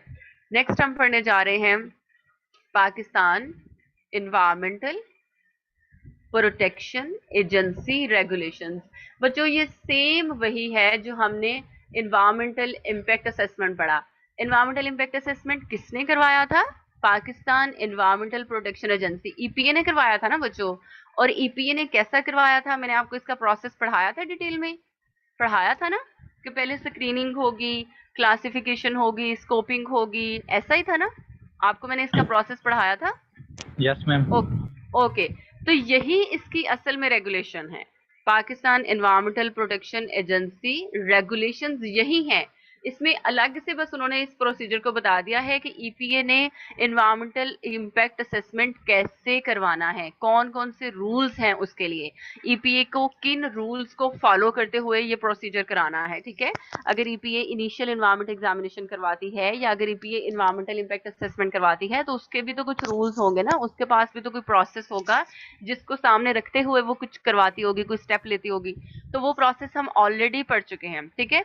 फिर भी मैं आपके सामने इसके स्टेप्स लिख देती हूँ। सबसे पहले ईपीए क्या करेगी? फाइलिंग ऑफ द प्रोजेक्ट करेगी, ठीक है, उस प्रोजेक्ट को फाइलिंग कर लेगी, अपनी फाइल्स में एंटर कर लेगी, उसको एक्सेप्ट कर लेगी। सेकंड में बच्चे वो उसकी क्लासिफिकेशन करेगी, ठीक है, कि उसको आईईई में जाना है, सारे बच्चों वही प्रोसेस है, पढ़ा दूं ये, या उसको ईआईए में जाना है, ठीक है। थर्ड में उसको प्रिपरेशन करनी है of the document, preparation of the management plan, ठीक है, उसको मैनेजमेंट प्लान बना के देना है अकॉर्डिंग टू द प्रोजेक्ट के वो आईईई में है या ईआईए में है, ठीक है। और ये जो मैनेजमेंट प्लान की प्रिपरेशन है उसके लिए वो उन गाइडलाइंस को फॉलो करेगी जो उसको फेडरल एजेंसी में दी है। मैंने ऊपर बताया ना फेडरल एजेंसी के एनवायरमेंटल प्रोटेक्शन, ये सब कुछ पढ़ा हुआ है बच्चों आपने। फेडरल एजेंसी के जो काम है वो ये है कि उसने एडवाइस देनी है, ठीक है, वो एक एडवाइजरी डिपार्टमेंट है, उसको इश्यूज को इन्वेस्टिगेट करना है। तो असल में जब ईपीए जो है जो आपकी ईपीए है ना, जब ये एनवायरमेंटल इम्पैक्ट असेसमेंट स्टार्ट करती है बच्चों, तो ये फेडरल एजेंसी की जो ईपीए है उसके रूल्स को फॉलो करते हुए, उसके गाइडलाइंस को फॉलो करते हुए आपको एक प्लान बना के देती है, ठीक है, कि क्या उसकी सारी गाइडलाइंस है। फिर बच्चों उसने डॉक्यूमेंटेशन कर देनी होती है। अब ईपीए का जो डॉक्यूमेंटेशन का रूल है वो ये है कि 10 हार्ड कॉपीज होंगी, ठीक है, 10 हार्ड कॉपीज होंगी। जो आपकी एप्लीकेशन है ना, जो आप लेके जाएंगे ईपीए के पास, जो अपना प्रपोजल सबमिट करवाएंगे, उसकी जो डॉक्यूमेंटेशन ईपीए करेगी 10 हार्ड कॉपीज लेगी आपकी एप्लीकेशन की, 2 सॉफ्ट कॉपीज लेगी, ठीक है, जो वो अपने पास इसका रिकॉर्ड रखेगी, और एक वो आपसे फी की कॉपी लेगी जो आपने उसकी फी सबमिट करवाई होगी। और ये ईपीए की रिस्पॉन्सिबिलिटी होगी कि वो आपके प्रपोजल की डॉक्यूमेंटेशन भी करे, ठीक है, ये थर्ड रूल डॉक्यूमेंटेशन का है। उसके बाद बच्चों ईपीए क्या क्या करेगी, प्रिलिमिनरी स्क्रूटनिंग करेगी, मतलब 4 दिन में आपको वो इनिशियल प्रोसेस कंप्लीट करके देगी चौथे स्टेप पे। और इसके बच्चों जो टाइम पीरियड है वो डेज है। चूंकि हम यहाँ पे बच्चों रूल्स पढ़ रहे हैं इसलिए स्टेप्स सारे वही हैं, लेकिन मैं आपको उसका एक्चुअली प्रोसेस बता रही हूँ, रूल बता रही हूँ कि वो ये काम करेगी कैसे। जो हमने पढ़ा था ना कि ईपीए को बेस लाइन पे डाटा कलेक्शन करनी है, पब्लिक को इन्वॉल्व करना है, ठीक है, साइट को विजिट करना है, उसको कोलैबोरेशन करनी है, उसको स्कोपिंग करनी है, ये सारा प्रिलिमिनरी प्रोसेस होता है। इसके लिए ईपीओ को 10 डेज दिए जाएंगे, ये 10 दिन में ये सारा काम कर लेंगे। अच्छा, फिफ्थ जो बच्चों रूल है वो ये है कि ईपीए सारे काम को करते हुए पब्लिक की पार्टिसिपेशन को इंश्योर करवाएगी, ठीक है, ये भी उसके लिए एक रूल है। अच्छा, पब्लिक की पार्टिसिपेशन को इंश्योर कैसे करवाएगी ईपीए, न्यूज़पेपर में पब्लिश करवाएगी कि ये प्रोजेक्ट है, इसको हम करेंगे इम्प्लीमेंट, इसके लिए क्या क्या प्रॉब्लम्स हो सकती हैं, ये किस साइट पे लगेगा, इसका क्या ड्यूरेशन होगा, ताकि पब्लिक को कंप्लीट अवेयरनेस हो। जब पब्लिक को अवेयरनेस होगी तो ही वो आपको इन्फॉर्म कर सकेगी ना, उसको पता होगा अच्छा इसमें ये चीजें शामिल हैं, फिर ही वो आपको बताएगी आपके क्या प्रॉब्लम्स हैं, ठीक है बच्चों, लोकल न्यूज़पेपर में भी और नेशनल न्यूज़पेपर में भी। फिर नेक्स्ट रूल ये है कि ईपीए क्या करेगी, जब सारा फाइनली ये प्रिपेयर हो जाएगा 90 डेज में इसको रिव्यू करेगी। 90 डेज होंगे ईपीए के पास अपने मैनेजमेंट प्लान को रिव्यू करने के लिए। 7th रूल ये है कि वो इसको अप्रूवल देगी थ्रू डेजिग्नेटेड बोर्ड। अगर उसका डेजिग्नेटेड बोर्ड इसका अप्रूवल दे देता है तो वो 3 इयर्स के लिए होगा मिनिमम, ठीक है, 3 इयर्स के बाद उसकी मॉनिटरिंग होगी।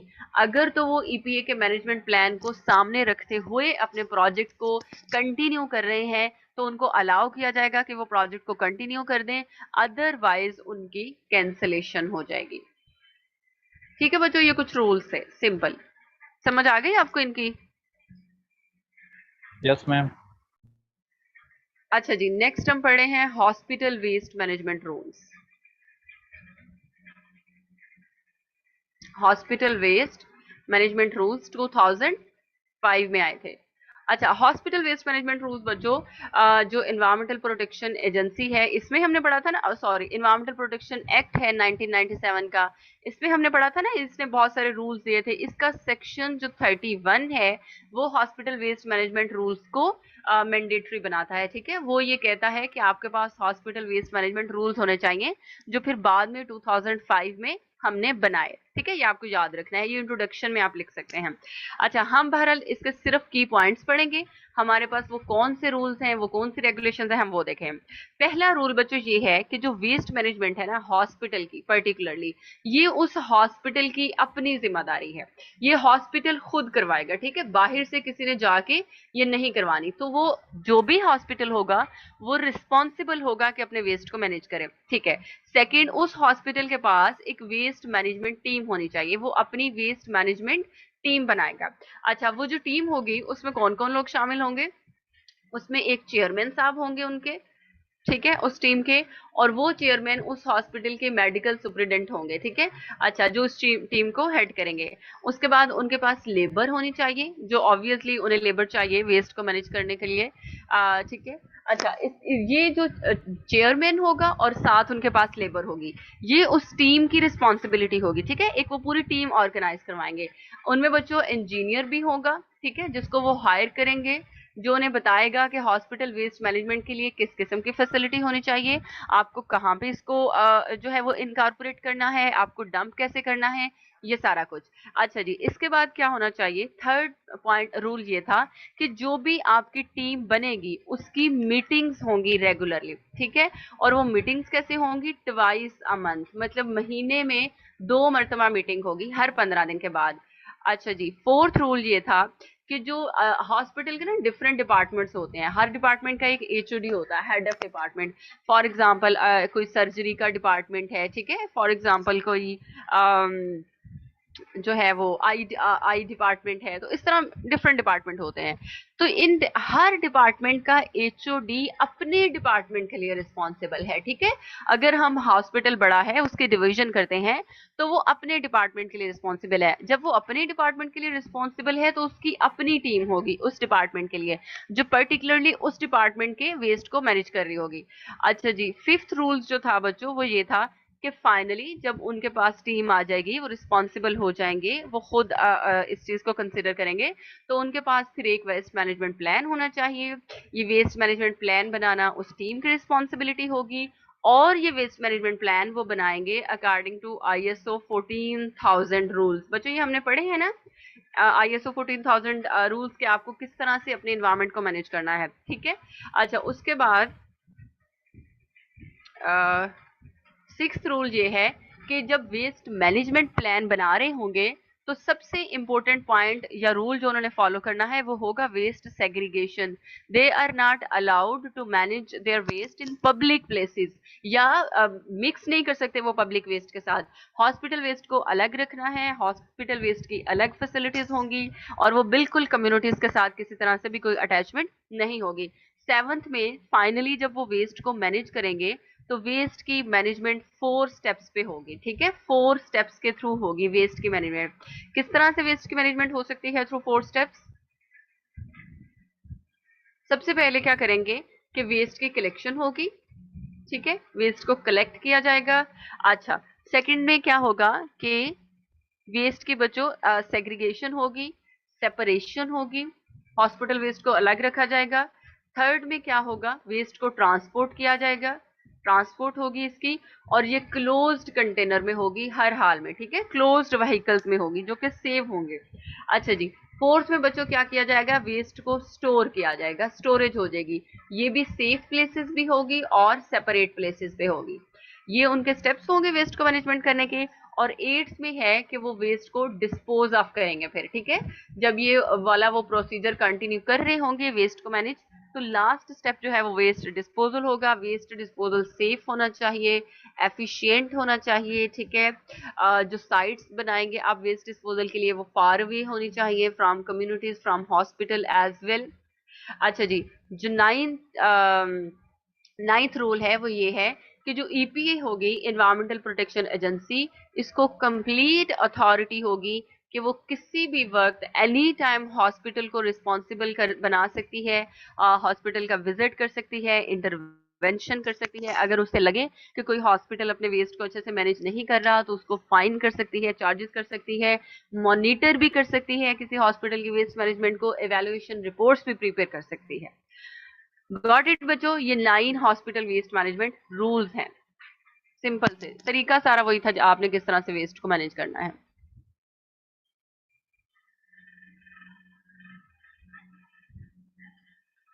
बच्चों ऐसा कैसे हो सकता है? आप सेग्रीगेट क्यों नहीं करेंगे? हॉस्पिटल का वेस्ट क्या होता है? आपको पता है उसमें ब्लड होते हैं, उसमें बहुत ज्यादा क्लॉट्स मिलेंगे अगर सर्जरीज हो रही है, उसमें आपको बहुत ज्यादा सिरिंजेस मिलेंगी, उसमें आपको बहुत ज्यादा जो मेडिकल स्ट्रिप्स हैं, मेडिकल पट्टियां वो मिलेंगी। ठीक है, उसमें आपको बहुत सारी मेडिसिन मिलेंगी, केमिकल्स मिलेंगे। ठीक है, उसमें आपको सर्जिकल टूल्स मिलेंगे। ठीक है, उसमें आपको एक्सरेज और इस तरह की चीजें मिलेंगे। तो इसको आप किस तरह से अफोर्ड कर सकते हैं कि आप पब्लिक वेस्ट के साथ शामिल करके, तो आप क्योंकि पब्लिक वेस्ट के लिए बहुत स्पेसिफिक वेल कंस्ट्रक्टेड और फार अवे डंपिंग साइट्स नहीं होंगी। ठीक है, तो हॉस्पिटल वेस्ट को या इस तरह के इंडस्ट्रियल वेस्ट को, रिसर्च फैसिलिटीज के लिए वेस्ट को मैनेज करना एक बहुत क्रिटिकल इशू होता है। ठीक है, इससे बहुत ज्यादा डिजीजेस फैलने के खतरे होते हैं। ये जो मेडिकली या हेल्थ के इश्यूज को सामने रखते हुए ये बहुत डेंजरस साबित हो सकता है। ठीक है, इसलिए इसके इसके लिए इसको देखिए, हॉस्पिटल वेस्ट मैनेजमेंट वाहिद वो वेस्ट था जिसको हमने वेस्ट में जहां भी पढ़ा, जितनी जगह भी पढ़ा, हमने उसको मिला के नहीं पढ़ा। तो हमने इसके लिए पर्टिकुलरली अलग से रूल्स पढ़े हैं।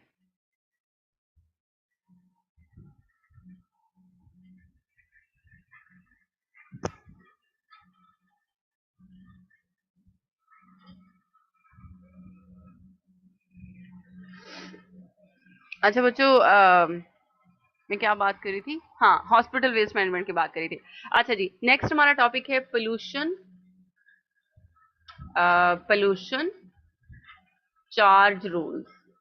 ठीक है, पोल्यूशन चार्ज रूल्स ये 2001 में दिए गए थे। अच्छा बच्चों, जो पोल्यूशन चार्ज रूल्स है, इसका मतलब है कि आपने चार्ज करना है, किसको करना है? इंडस्ट्रीज को करना है। क्यों करना है? क्योंकि वो पोल्यूशन क्रिएट कर रही है। ठीक है, छोटे से ये भी ऐसे ही वेस्ट मैनेजमेंट रूल्स के जैसे ये रूल्स हैं। अच्छा, इसके हम रूल्स पढ़ लेते हैं। क्या रूल्स है? सबसे पहला जो रूल है वो ये है कि आपको सबसे पहले ना डिटर्मिनेशन करनी है, आपको डिटरमाइन करना है। किस चीज की डिटर्मिनेशन करनी है? आप पोल्यूशन चार्ज, कि किसी इंडस्ट्री को अगर हमने चार्ज करना है तो भाई पता तो चले वो कितना चार्ज है।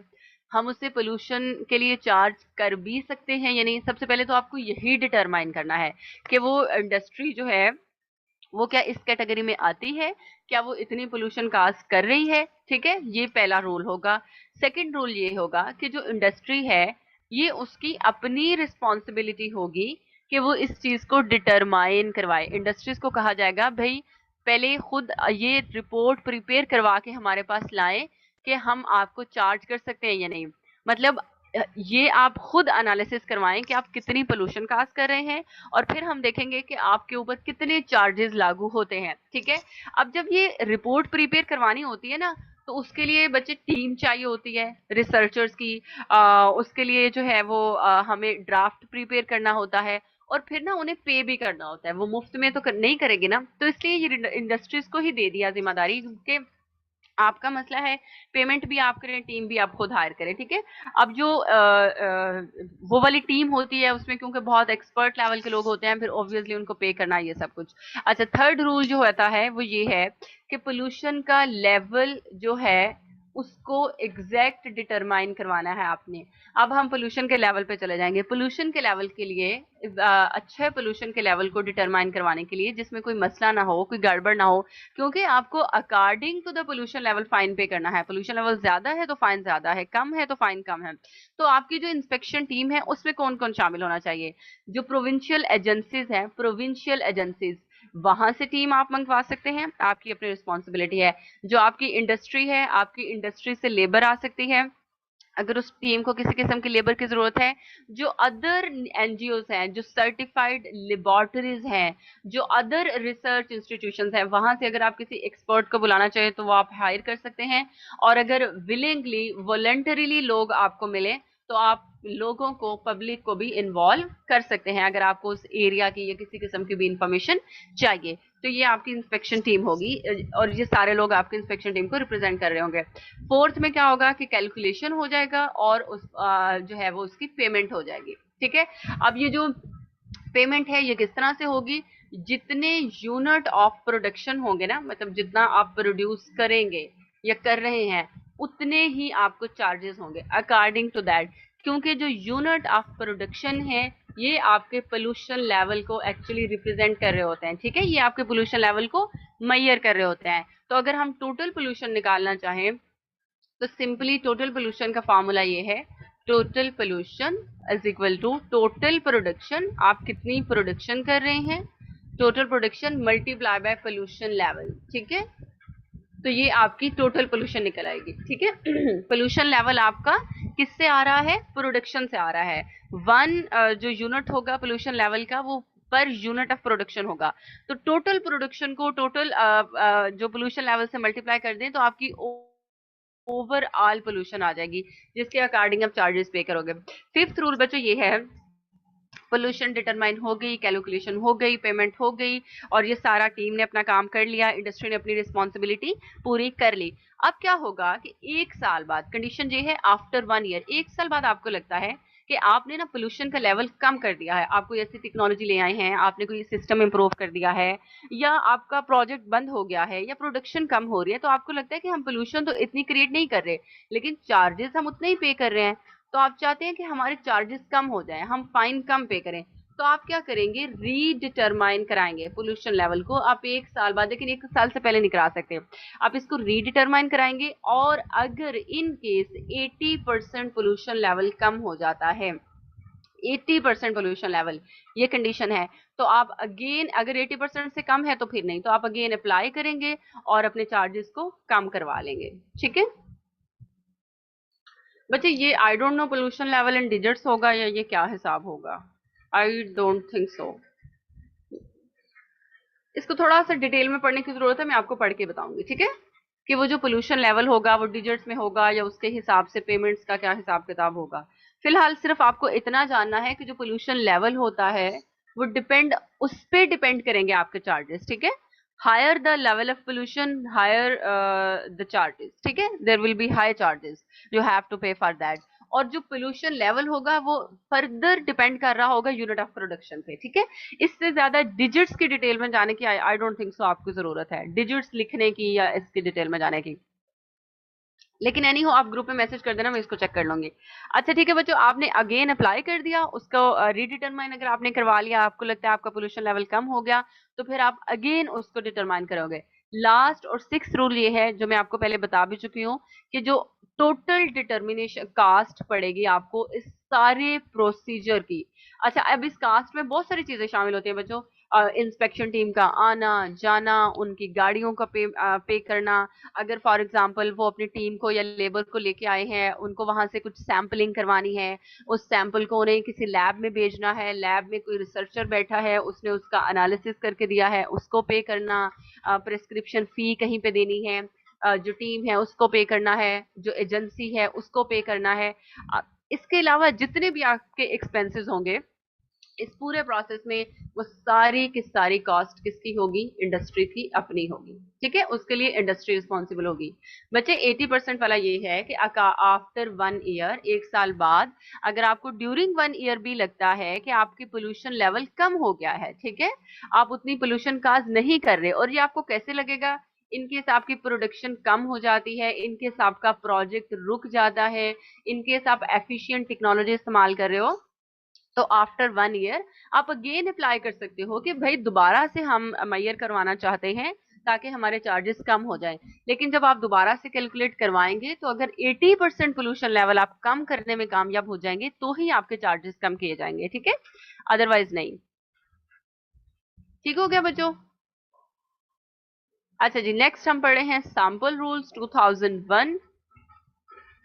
ये सैंपल रूल्स बच्चों ये बहुत ही सिंपल है, ये सारी चीजें, मुझे प्लीज पानी पी लेने दें, मुझसे नहीं बोला जा रहा, just just give me 1 minute.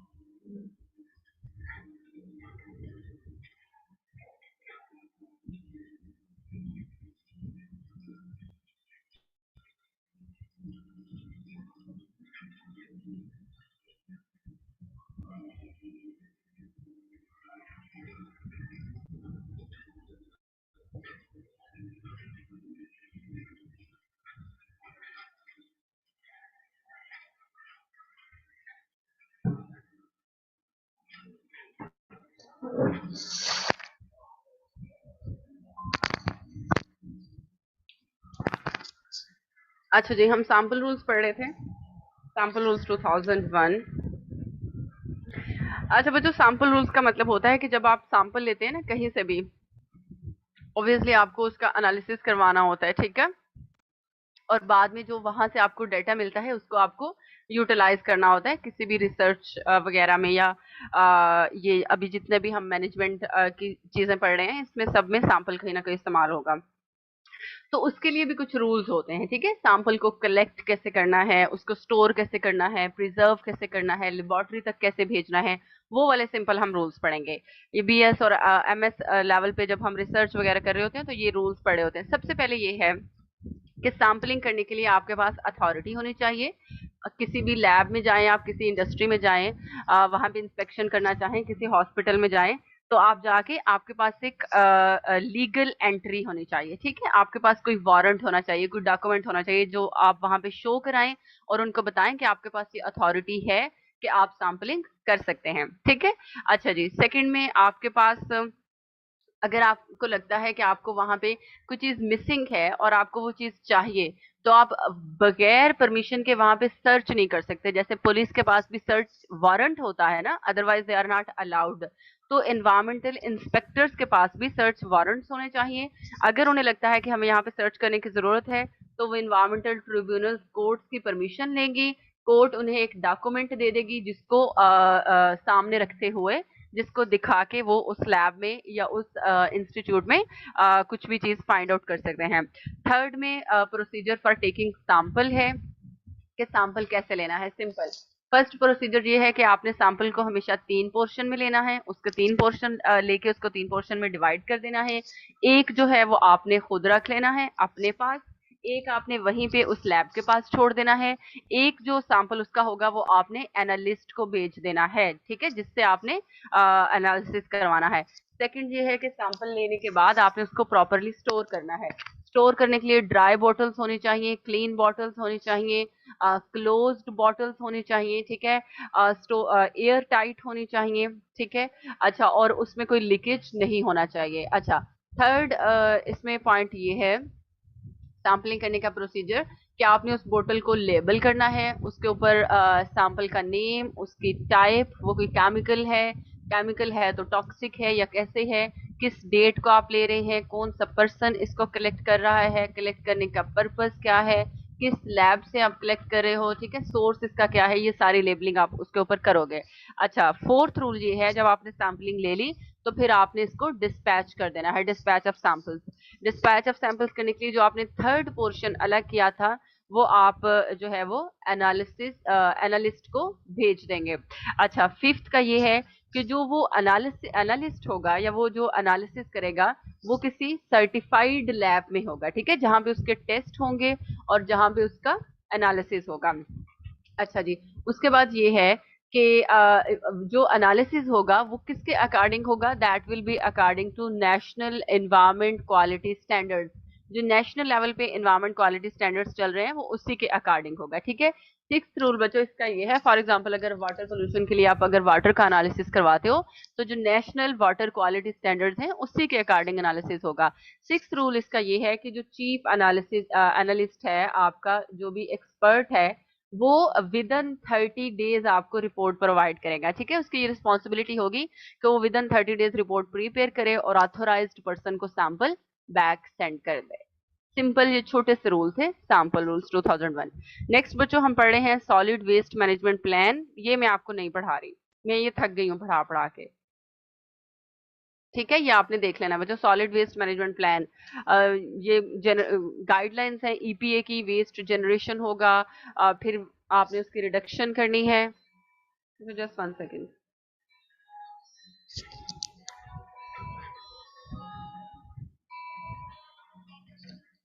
अस्सलाम वालेकुम सर। मैं बिल्कुल ठीक हूँ सर, आप कैसे हैं?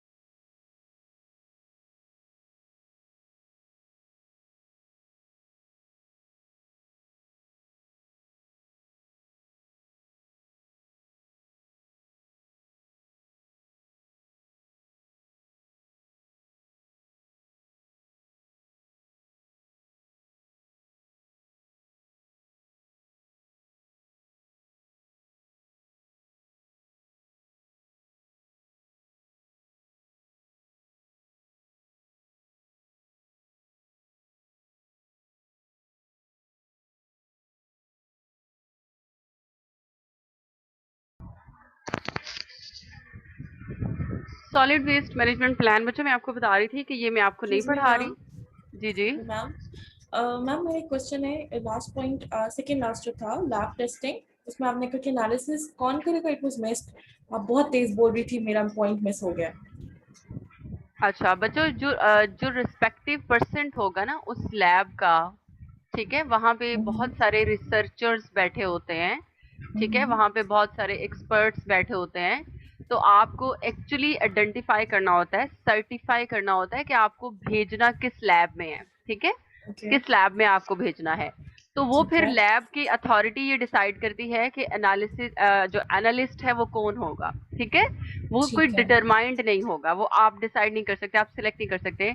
आपको सिर्फ ये पता होना चाहिए कि इस लेवल का बंदा इसको एनालिसिस कर सकता है और ये वाले लैब होने चाहिए। फॉर एग्जांपल अगर वाटर पोल्यूशन के लिए आपने वाटर का सैंपल लिया है तो ऑब्वियसली वो वाटर टेस्टिंग लैब में जाएगा, ठीक है। ठीक है सॉइल पोल्यूशन के लिए लिया है तो वो सॉइल टेस्टिंग लैब में जाएगा, वो किसी सॉइल डिपार्टमेंट में जाएगा, जैसे okay university of agriculture Faisalabad में soil and environmental science department है तो वो हमारी लैब में आ सकता है, ठीक है। ठीक ठीक सही है, thank you. Okay, no problem. अच्छा बच्चों, सॉलिड वेस्ट मैनेजमेंट प्लान में ये है, सब कुछ वही है जो आपने पढ़ा हुआ है, ठीक है, आप इसको देख लीजिएगा, वेस्ट कलेक्शन, वेस्ट रिडक्शन, फलां फलां फलां फलां। हम नेक्स्ट पढ़ रहे हैं, नेक्स्ट है हज़ार्डियस सब्सटेंस रूल्स, ठीक है, हज़ार्डियस सब्सटेंस रूल्स 2005। ये भी ऑलमोस्ट सेम है, मैंने आपको हज़ार्डियस वेस्ट पढ़ाया था बच्चों तब। तो हज़ार्डियस सब्सटेंस कुछ रूल्स भी हैं कि अगर हज़ार्डियस सब्सटेंस है, कोई टॉक्सिक सब्सटेंस है, कोई ऐसा सब्सटेंस है जो आप इस्तेमाल नहीं कर सकते, आपके लिए डेंजरस है, उसको हैंडल करने का, उसको डील करने के क्या रूल्स होने चाहिए, ठीक है। तो ये छोटे मोटे कुछ रूल्स हैं, हम पढ़ लेते हैं। सबसे पहला रूल ये है कि आपको ना हज़ार्डियस सब्सटेंस को डिवाइड करना है, आपको उनकी डिवीजन पता होना चाहिए, ठीक है। मतलब उसकी रेगुलेशन करने के लिए आपने उसकी कैटेगरीज बनानी है, ठीक है, आपको उनकी कैटेगरीज का पता होना चाहिए, हज़ार्डियस सब्सटेंस की जो कैटेगरीज हैं, ताकि उसके बाद आप उनको अच्छे से डील कर लो। अगर उनको बैन करना है तो बैन कर लो। तो सबसे पहले तो आप ये डिसाइड करें कि हज़ार्डियस सब्सटेंस कौन से हैं। सेकेंड रूल इसका है बच्चों, फॉर एग्जाम्पल इसी में मैं अगर बता दूं, कैटेगरीज देख लें। एक होती है रेड लिस्ट, ठीक है, जो रेड लिस्ट होती है ना, ये होती है एक्सट्रीमली हैजर्डियस सब्सटेंस की, जो एक्सट्रीमली हैजर्डियस होते हैं। अच्छा, उसके बाद आती है ऑरेंज लिस्ट, जो ऑरेंज कलर वाले सब्सटेंसेस होते हैं, मतलब जिनको हम ऑरेंज कलर से इंडिकेट करते हैं, वो होते हैं एक्यूटली हैजर्डियस सब्सटेंसेस, ठीक है। एक्यूटली हैजर्डियस सब्सटेंसेस का मतलब है कि अगर आप उनको इस्तेमाल करो तो आपको एट द स्पॉट वो बहुत ज़्यादा नुकसान पहुंचा सकते हैं या डेंजर पहुंचा सकते हैं। लेकिन इसका ये मतलब नहीं है कि उससे कोई एक्सट्रीम हैजर्ड होगा, डेथ हो सकती है या कोई ऐसा नहीं, ठीक है। अच्छा, इसके बाद आती है नेक्स्ट पिंक कलर वाली लिस्ट, पिंक लिस्ट। जो पिंक लिस्ट में सब्सटेंसेस होंगे वो स्लाइटली हैजर्डियस होंगे, ठीक है, मतलब थोड़े बहुत उनके नुकसान आपको फेस करने पड़ सकते हैं। अच्छा बच्चों, ये तीन लिस्ट है, आपके पास ये तीन रैंकिंग है, डिवीजन आ गई। अब according to that ranking, according to that division बच्चे, हम इनको और रेगुलेट करते हैं। जो रेड लिस्ट वाले सब्सटेंसेस हैं इनको कंप्लीटली बैन किया जाता है, ठीक है। कोई आम पर्सन, अनऑथोराइज्ड पर्सन इनको एक्सपोर्ट नहीं कर सकता, इंपोर्ट नहीं कर सकता, डील नहीं कर सकता, हैंडल नहीं कर सकता, यूटिलाइज नहीं कर सकता। इनको स्ट्रिक्टली जो है वो हैंडल किया जाता है, ठीक है, बहुत स्ट्रिक्ट रेगुलेशंस लेके आई जाती हैं इनके लिए, और इनको आप सिंपल रूल्स और रेगुलेशंस बना के रेगुलेट कर सकते हो, ठीक है। ये वाली जो कैटेगरीज है ना बच्चों, ये आपने जहन में रखनी है, इस तरह से हैजर्डियस सब्सटेंस को आपको रेगुलेट करना है। अच्छा, सेकंड जो हमारा रूल है वो है लाइसेंस। जब भी आपने हैजर्डियस सब्सटेंस को डील करना है उसके लिए आपको लाइसेंस रिक्वायर्ड है। अगर कोई ऐसी लेबोरेटरी है जिसमें आप एसिड्स इस्तेमाल कर रहे हो, टॉक्सिक इस्तेमाल कर रहे हो, आपको पता है हमें ना बहुत सारे बैक्टीरिया चाहिए होते हैं, उनकी जीन्स चाहिए होती हैं, हमें कुछ फंजाई चाहिए होती हैं, ठीक है, हमें कुछ वायरसेस भी चाहिए होते हैं जिनको हम लेबॉरेटरीज में इस्तेमाल कर रहे होते हैं, ठीक है, लेकिन उनका स्प्रेड हो जाना, जर्म्स लग जाना, ठीक है, ट्रांसफर हो जाना, it is extremely extremely dangerous, ठीक है। तो उसके लिए ये भी हैजर्डियस चीज़ों में आ जाते हैं, ठीक है। अगर आपके पास जो बायोटा है या जो बायोटिक मटेरियल है वो इतना हैजर्डियस है। अच्छा, इसके लिए इनको इस्तेमाल करने के लिए, अगर इनको अनकॉन्शियस करने के लिए, इनको डेड करने के लिए, इनके सीरम बनाने के लिए अगर आप कोई टॉक्सिन यूज कर रहे हो, कोई केमिकल यूज कर रहे हो, वो भी बहुत डेंजरस होती है। तो इस वजह से हैजर्डियस सब्सटेंस के रूल्स जो है वो बहुत स्ट्रिक्ट होते हैं। इसके लिए आपको लाइसेंस चाहिए होता है। विदाउट लाइसेंस आप इन चीजों को डील नहीं कर सकते। लाइसेंस जो होता है रिक्वायरमेंट, उसके सब पॉइंट्स हैं। पहला, आपको उसके लिए एप्लीकेशन देनी पड़ती है, ठीक है, लाइसेंस का, और वो एप्लीकेशन आप ईपीए को देते हो, एनवायरमेंटल प्रोटेक्शन एजेंसी को। अच्छा जी, दूसरा रूल बच्चों ये है कि ना कुछ कंडीशंस होती हैं, आपको उनको सेटिस्फाई करना होता है, उन कंडीशंस को फुलफिल करना होता है और फिर आपको लाइसेंस मिलता है। वो कंडीशंस क्या हैं? सबसे पहले आपको शो करना होता है कि आपके पास टेक्निकल पर्सन्स हैं, मतलब आपके पास एक्सपर्ट हैं जो हैजर्डियस सब्सटेंस को डील कर सकते हैं। अच्छा, सेकंड, आपको ये करना होता है कि उन लोगों के पास एनफ नॉलेज है, उनकी अच्छी खासी ट्रेनिंग हुई है, ठीक है, वो ट्रेंड पर्सन्स हैं, तो फिर आपको लाइसेंस मिलेगा। थर्ड, आपको ये बताना होता है कि आपके पास हैंडलिंग फैसिलिटीज हैं। अगर उनको हैंडल करने के लिए कोई स्टोरेज फैसिलिटी चाहिए, कोई इक्विपमेंट चाहिए, कोई ग्लासेस चाहिए, कोई टूल्स चाहिए, ठीक है, तो वो सब आपके पास पूरे हैं।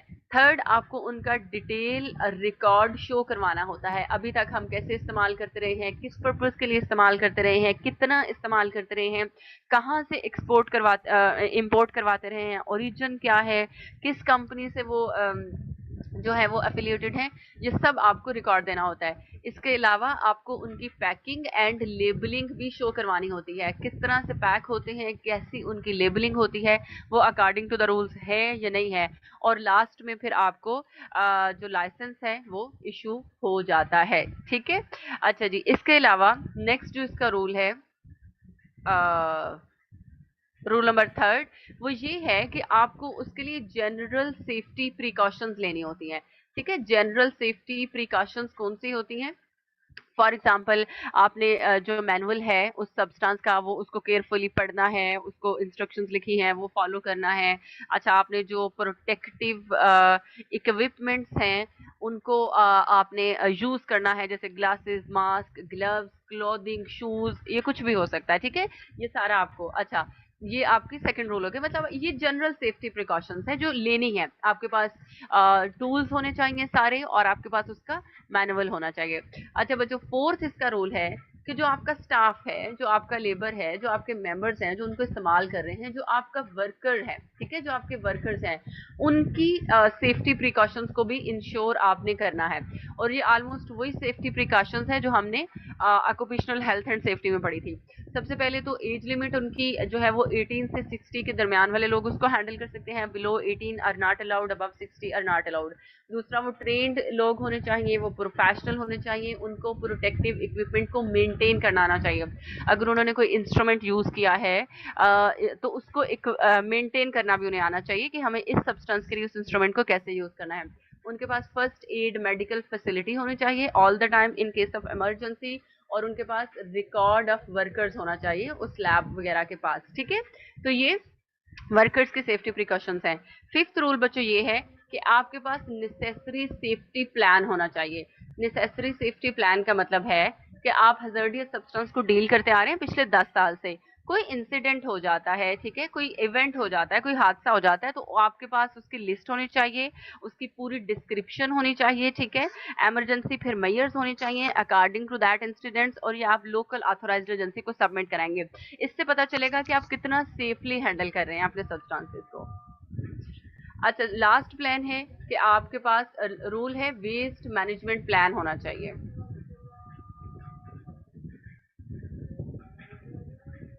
बच्चों एक सेकेंड, अजान हो रही है।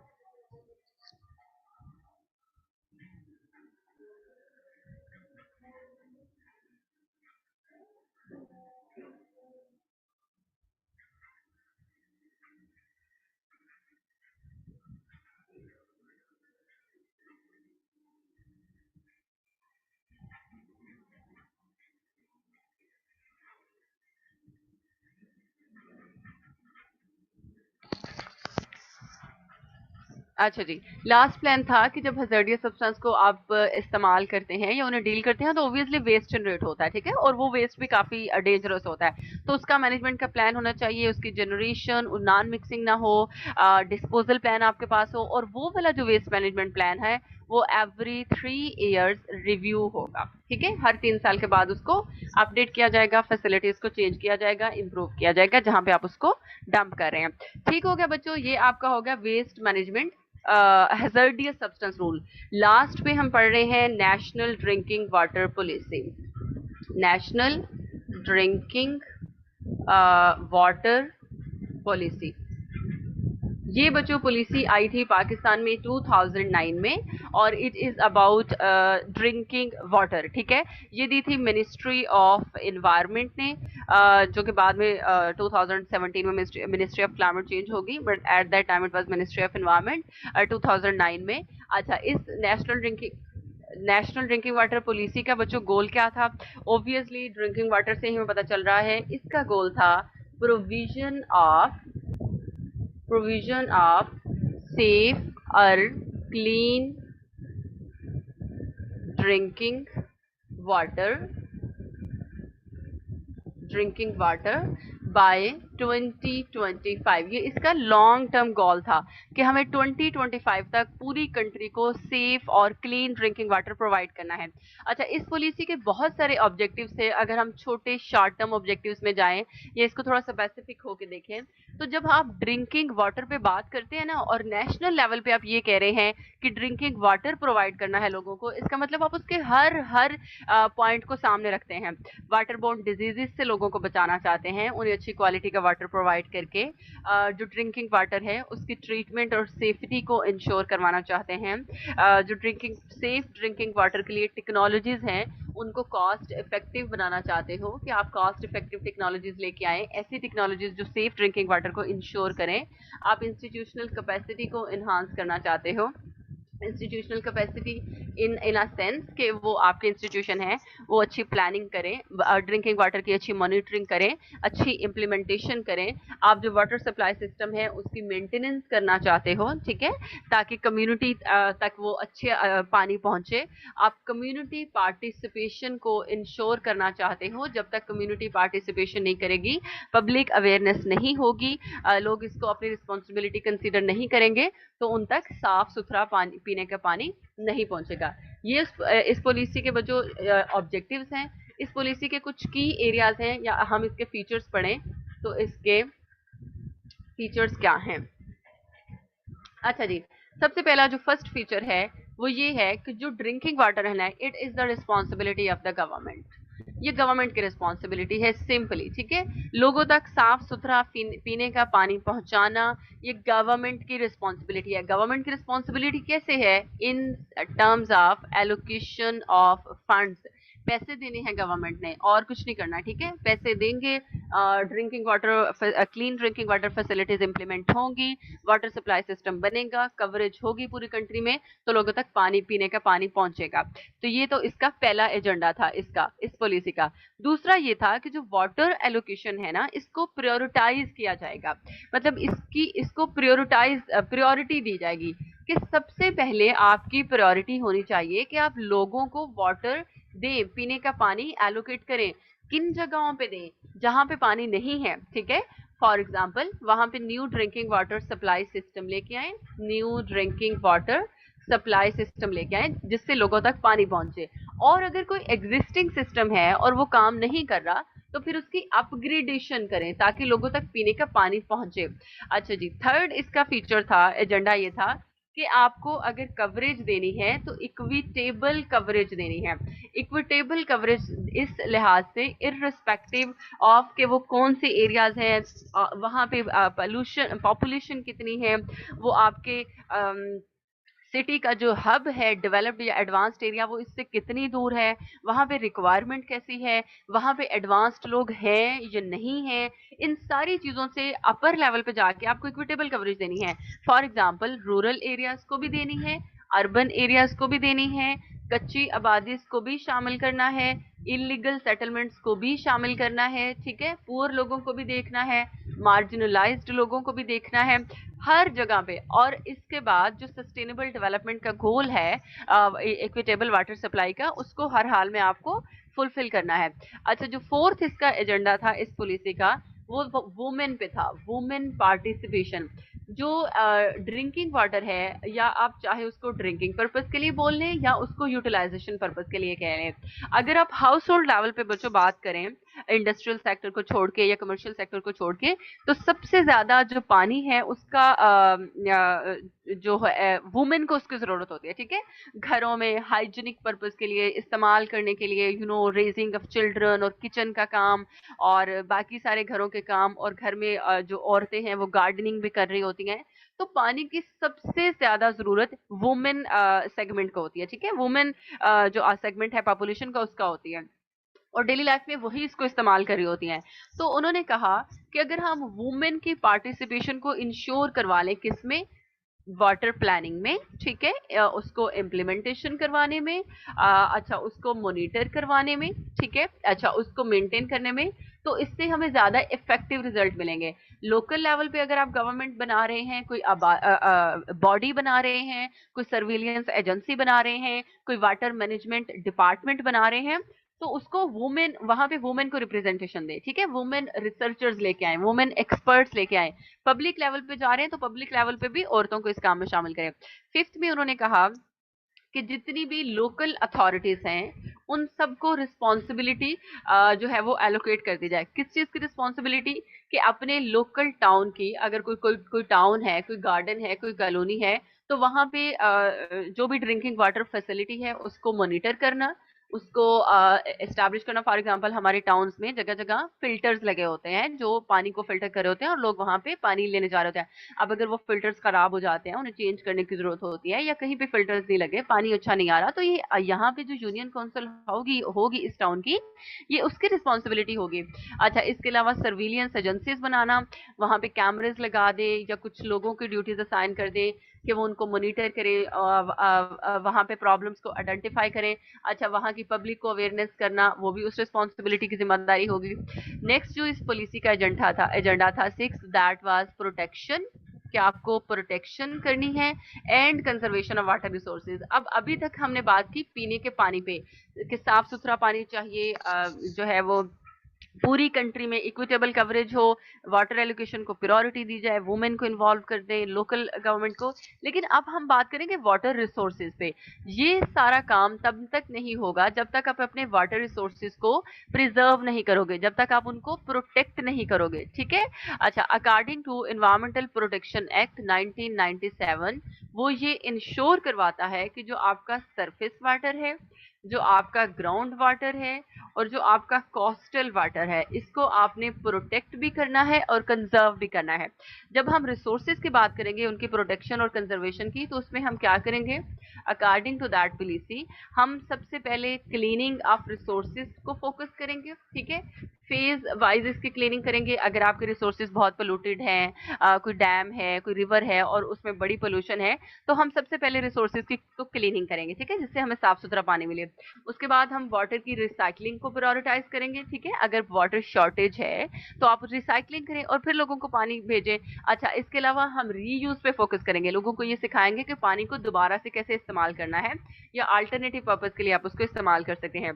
सेवंथ एजेंडा इस पॉलिसी का था वाटर ट्रीटमेंट फैसिलिटीज इंस्टॉल करना पूरे पाकिस्तान में।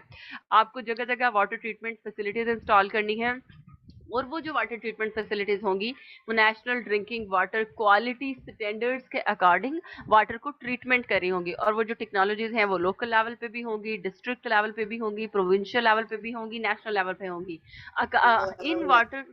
इन वाटर ट्रीटमेंट फैसिलिटीज को इंस्टॉल करने के लिए हम लेबोरेटरीज बनाएंगे पूरे पाकिस्तान में, ठीक है। और ये जो लेबोरेटरीज होंगी वो सैंपल कलेक्ट करेंगी, वाटर पोल्यूशन चेक करेंगी, और according to the requirement of the national drinking water quality ये रिकमेंड करेंगी कि हमें इस वाटर रिसोर्स को ट्रीट करने की जरूरत है, ठीक है बच्चों। अच्छा, एट्थ जो एजेंडा था इस पॉलिसी का, दैट वाज कम्युनिटी पार्टिसिपेशन, ठीक है, कि आपने हर तरह से कम्युनिटी पार्टिसिपेशन को इंश्योर करवाना है। वो भी ईच एंड एवरी लेवल पे होगी। कम्युनिटी को ऑनरशिप दे दें, वुमेन को एम्पावर कर दें, वुमेन के रोल्स को बढ़ा दें, लोकल प्लान्स क्रिएट करें तहसील लेवल पे, डिस्ट्रिक्ट लेवल पे, और इसी कम्युनिटी की रिस्पॉन्सिबिलिटी बना दें उन प्लान्स को इम्प्लीमेंट करवाने की। 9 एजेंडा था इमरजेंसी प्रिपेयर्डनेस का। इमरजेंसी प्रिपेयर्डनेस का बच्चों मतलब है अगर कोई डिजास्टर आ जाता है, फॉर एग्जाम्पल फ्लड आ गया, कोई हरिकेन आ गया, अर्थक्वेक आ गया, तो सबसे पहले ना लोगों को पीने का पानी का मसला होता है। आपकी अगर मैम थोड़ा जो स्लो हो जाए। अच्छा ओके, आपका जो वाटर फैसिलिटी है फॉर एग्जांपल वो सारी खत्म हो गई, खत्म इन अ सेंस कि उसका इंफ्रास्ट्रक्चर डैमेज हो गया, ठीक है, आपके पास पीने का पानी नहीं बचा। तो लोगों को ना सबसे ज्यादा मसला यही होता है इन केस ऑफ डिजास्टर और इन केस ऑफ फ्लड, ये वो। तो एक तो सबसे पहले खाने का मसला होता है, फेमीन का खतरा होता है। दूसरा बच्चों मेजर इशू होता है वाटर शॉर्टेज का, ठीक है, लोगों को पीने का पानी नहीं मिलता। पानी बहुत हो जाता है लेकिन इस्तेमाल करने के लिए, पीने के लिए ऑब्वियसली नहीं होता। तो इमरजेंसी प्रिपेयर्डनेस के लिए आपके पास इमरजेंसी वाटर सप्लाई सिस्टम होना चाहिए, ठीक है, हर लेवल पे in the time of disasters, जिसको आप फिर ओपन कर सकें और जिसको फिर आप लोगों को उसके थ्रू पानी प्रोवाइड कर सके। ठीक है जी, ये आपका था 9th प्लान, ये इमरजेंसी प्रिपेयर्डनेस वाला। 10th और लास्ट पॉइंट जो इस पॉलिसी का एजेंडा है दैट वाज लेजिस्लेशन, कि आपको लेजिस्लेशन की बहुत ज़रूरत है। पाकिस्तान में safe drinking water quality standards के लिए एक एक्ट होना चाहिए जो कि अभी तक नहीं आया। उस एक्ट को इनेक्ट करने की ज़रूरत है पाकिस्तान में। Just 2 minute. अच्छा, आपने ड्रिंकिंग वाटर क्वालिटी स्टैंडर्ड्स की इन्फोर्समेंट करवानी है, वाटर कंजर्वेशन एक्ट देना है, वाटर कंजर्वेशन एक्ट, ये सारे देने हैं, अभी तक आए हुए कोई नहीं। रेलिवेंट गाइडलाइंस प्रोवाइड करनी है, स्टैंडर्ड्स आपको प्रोवाइड करने हैं, और वो जितनी गाइडलाइंस और स्टैंडर्ड्स होंगी वो रूरल एरियाज में भी वैसे ही इम्प्लीमेंट होंगे, विलेजेस एरियाज में भी वैसे ही इम्प्लीमेंट होंगे जिस तरह से वो अर्बन एरियाज में इम्प्लीमेंट हो रहे हैं। ठीक है बच्चों, क्लियर है? ये आपकी नेशनल ड्रिंकिंग वाटर पॉलिसी है, इसका आप लास्ट में सिंपल एनालिसिस कर देंगे, और जब आप एनालिसिस करेंगे तो आप सिंपली ये बताएंगे कि भाई कब तक किस तरह से आप सेफ ड्रिंकिंग वाटर को इंश्योर करवा सकते हैं, जब अब आपने वाटर रिसोर्सेज को मैनेज ही नहीं करवा सकते, जब आप वाटर पोल्यूशन को ही इरेडिकेट नहीं कर सकते। सबसे पहला और मेजर मसला आपका वाटर पोल्यूशन का है। इसको टारगेट किए बगैर, इसको सॉल्व किए बगैर आप ड्रिंकिंग वाटर पे बात नहीं कर सकते। अब आपके फिल्टर्स, जब फिल्टर्स लगे होते हैं टाउन्स में, उनको 10-10 साल कोई चेंज नहीं करता। फिल्टर्स को बहुत पीरियोडिकली साफ करने की, चेंज करने की जरूरत है। एडमिनिस्ट्रेटिव लेवल पे बहुत मसले हैं, पाइपलाइंस के बहुत मसले हैं, फाइनेंसेस के मसले हैं। एक्सेस की बात ये कर रहे हैं लेकिन एक्सेस नहीं है। आप देखें जाके कच्ची आबादीज में उनको क्या पानी मिल रहा है? क्या वहां पे इंफ्रास्ट्रक्चर है? बिल्कुल नहीं है। ठीक है, क्या वहां पे अच्छी पाइपलाइंस है? नहीं है। वहां पे मोटर पंप्स जो है वो इंस्टॉल है? नहीं इंस्टॉल है। तो वाटर शॉर्टेज है। सबसे पहले वाटर शॉर्टेज को ओवरकम करें, वाटर रिसोर्सेज को सस्टेनेबल लेवल पे आके मेंटेन करें, और उसके बाद वाटर प्रोविजन की बात करें। ठीक है, तो आपने इस तरह से करके इसका बड़ा अच्छा सा एनालिसिस क्रिएट करना है, और उसके बाद आपने इसको कंक्लूड कर देना है। क्लियर है बच्चों आपको?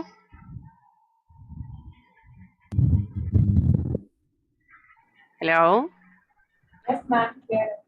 अच्छा बच्चों, सिर्फ 2 टॉपिक्स रह गए हैं, वो हम नेक्स्ट क्लास में पढ़ेंगे। एक आपका जो टॉपिक रह गया है वो है नेशनल क्लाइमेट चेंज पॉलिसी, जो कि 2012 में आई है। ये हमारा इंशाल्लाह नेक्स्ट टॉपिक होगा। और दूसरा है नेशनल सैनिटेशन पॉलिसी, जो कि 2006 में आई थी। ये 2 टॉपिक रह गए हैं। ये हम नेक्स्ट क्लास में पढ़ने के बाद हम अपना लास्ट चैप्टर स्टार्ट करेंगे, ग्लोबल इनिशिएटिव वाला। ये वाली जो नेशनल क्लाइमेट चेंज पॉलिसी है ना, ये मैं चाहूँ तो अभी आपको ब्रीफ कर सकती हूँ, क्योंकि जो पूरा क्लाइमेट चेंज वाला चैप्टर है ना वो इस पॉलिसी में है। क्लाइमेट चेंज वाले चैप्टर में हमने एक टॉपिक पढ़ा था, mitigation and adaptation, climate change के सोल्यूशन के लिए। ठीक है, समझ लें वो टॉपिक मैंने आपको यहीं से पढ़ाया था। नेशनल क्लाइमेट चेंज पॉलिसी में क्या किया है कि हमारी जो मिनिस्ट्री ऑफ क्लाइमेट चेंज है, होनहार, उन्होंने ना मिटिगेशन एंड अडेप्टेशन मेजर्स दी हैं हर सेक्टर में, एग्रीकल्चर में, एनर्जी में, फॉरेस्ट्री में, बायोडाइवर्सिटी में, वाटर रिसोर्सेज में, कि मिटिगेशन क्या हो सकती है, अडेप्टेशन क्या हो सकती है, मिटिगेशन क्या हो सकती है, अडेप्टेशन क्या हो सकती है, मिटिगेशन क्या हो सकती है, अडेप्टेशन क्या हो सकती है। और जब हमने अपने टीचर्स से ये पॉलिसी पढ़ी थी तो वो कहा करते थे कि इन्होंने ये पॉलिसी कॉपी की है किसी कंट्री से, ठीक है, और कॉपी करके तो छाप दी है। और ये 2012 में आई थी। यहाँ से बच्चों इशू ऑफ एनवायरमेंटल गवर्नेंस का आप अंदाजा लगा लें 2020 आ गया है, क्लाइमेट चेंज कहाँ से कहाँ पहुंच गए हैं, मुल्क कहाँ से कहाँ पहुंच गए हैं, हमारे पास नई क्लाइमेट चेंज की पॉलिसी नहीं आई, ठीक है, क्योंकि हमारे प्रॉब्लम्स 2012 के हैं, अभी तक वही हैं, वो तो हल हो ले, फिर 2020 के प्रॉब्लम्स को हम देखेंगे। तो इतनी अनरियलिस्टिक बातें, जो जहान की टेक्नोलॉजी ले आए बस पाकिस्तान में और क्लाइमेट चेंज को देख लें। अब वो टेक्नोलॉजी पता नहीं कहाँ से आएगी, कब आएगी, कैसे आएगी, हमें नहीं पता। तो खैर ये सारी वही मिटिगेशन और अडेप्टेशन टेक्नोलॉजीज हैं जो मैं आपको ऑलरेडी क्लाइमेट चेंज वाले पोर्शन में पढ़ा चुकी हूँ, ठीक है। वो समझ ले, इसका कोई एक एक दो दो तीन तीन पॉइंट्स थे, यहाँ पे ऑब्वियसली आपको ज्यादा पॉइंट्स मिलेंगे। आप प्लीज डाउनलोड करके, ये आपको मिल जाएगी, इसको पढ़ने की कोशिश कीजिएगा, इसको देखिएगा, ठीक है। इसमें कोई भी नई बात नहीं है, नॉट एट ऑल, ठीक है। सिंपल मिटिगेशन और अडेप्टेशन मेजर्स हैं। एक सेक्टर उन्होंने लिखा है, ऊपर एग्रीकल्चर, नीचे मिटिगेशन मेजर्स और अडेप्टेशन मेजर्स, दैट्स इट। और ये आपकी पूरी पॉलिसी है, ठीक है। और पता नहीं कहाँ से ये ले आया उठा के, जो कि पाकिस्तान में तो पॉसिबल नहीं है। ये आप पढ़ने की कोशिश कीजिएगा। एनी हो मैं आपको इसको ब्रीफ जरूर कर दूंगी, ओवरव्यू दे दूंगी, और फिर हम ये वाली पॉलिसी पढ़ के तो इंशाल्लाह नेक्स्ट चैप्टर स्टार्ट कर देंगे। आज के लिए इतना काफी है बच्चों। एग्जैक्टली मुझे सिर्फ एक क्लास और चाहिए या दो। अगर हम ये मतलब 2.5 घंटे की क्लास लेते हैं ना, तो मैं आपको ये सैनिटेशन पॉलिसी पढ़ा के ग्लोबल इनिशिएटिव वाला चैप्टर पूरा करवा सकती हूँ, ठीक है। लेकिन हम एक क्लास और लेंगे, 2 क्लासेस लेंगे, मैं कोई जल्दी नहीं करूंगी बच्चों। मैं लास्ट क्लास में आपको ओवरव्यू दूंगी, कुछ क्वेश्चन अटेम्प्टिंग टेक्निक्स बताऊंगी, और आपके कुछ क्वेश्चंस होंगे तो वो हम ले लेंगे, आपसे 1-2 क्वेश्चन अटेम्प्ट कराऊंगी, और फिर इंशाल्लाह हम अपना जो बैच है वो इसको एंड करेंगे। बच्चों मुझे क्लास रिकॉर्ड करनी पड़ेगी, आधी क्लास ने आना नहीं, ऑलरेडी मैं बहुत क्लासेस रिकॉर्ड करवा चुकी हूँ सर से रिक्वेस्ट कर करके। यूजुअली सर शफीक अलाउ नहीं करते, ठीक है। यस मैम, थर्सडे फीजिबल नहीं है क्योंकि सबकी ऑनलाइन क्लासेस दूसरी तरफ भी चल रही हैं और it's not possible to manage them all. चलें कोई मसला नहीं, बस हम फ्राइडे सैटरडे को ही कर लेंगे, ठीक है। संडे को क्लास नहीं होगी नेक्स्ट वीक। अच्छा ठीक है बच्चों, मुझे अब जाना है, तो अगर कोई क्वेश्चन हो तो फिर हम आप मुझसे नेक्स्ट क्लास में पूछ लीजिएगा या ग्रुप में पूछ लीजिएगा, ठीक है। मैं क्लास एंड कर दूं।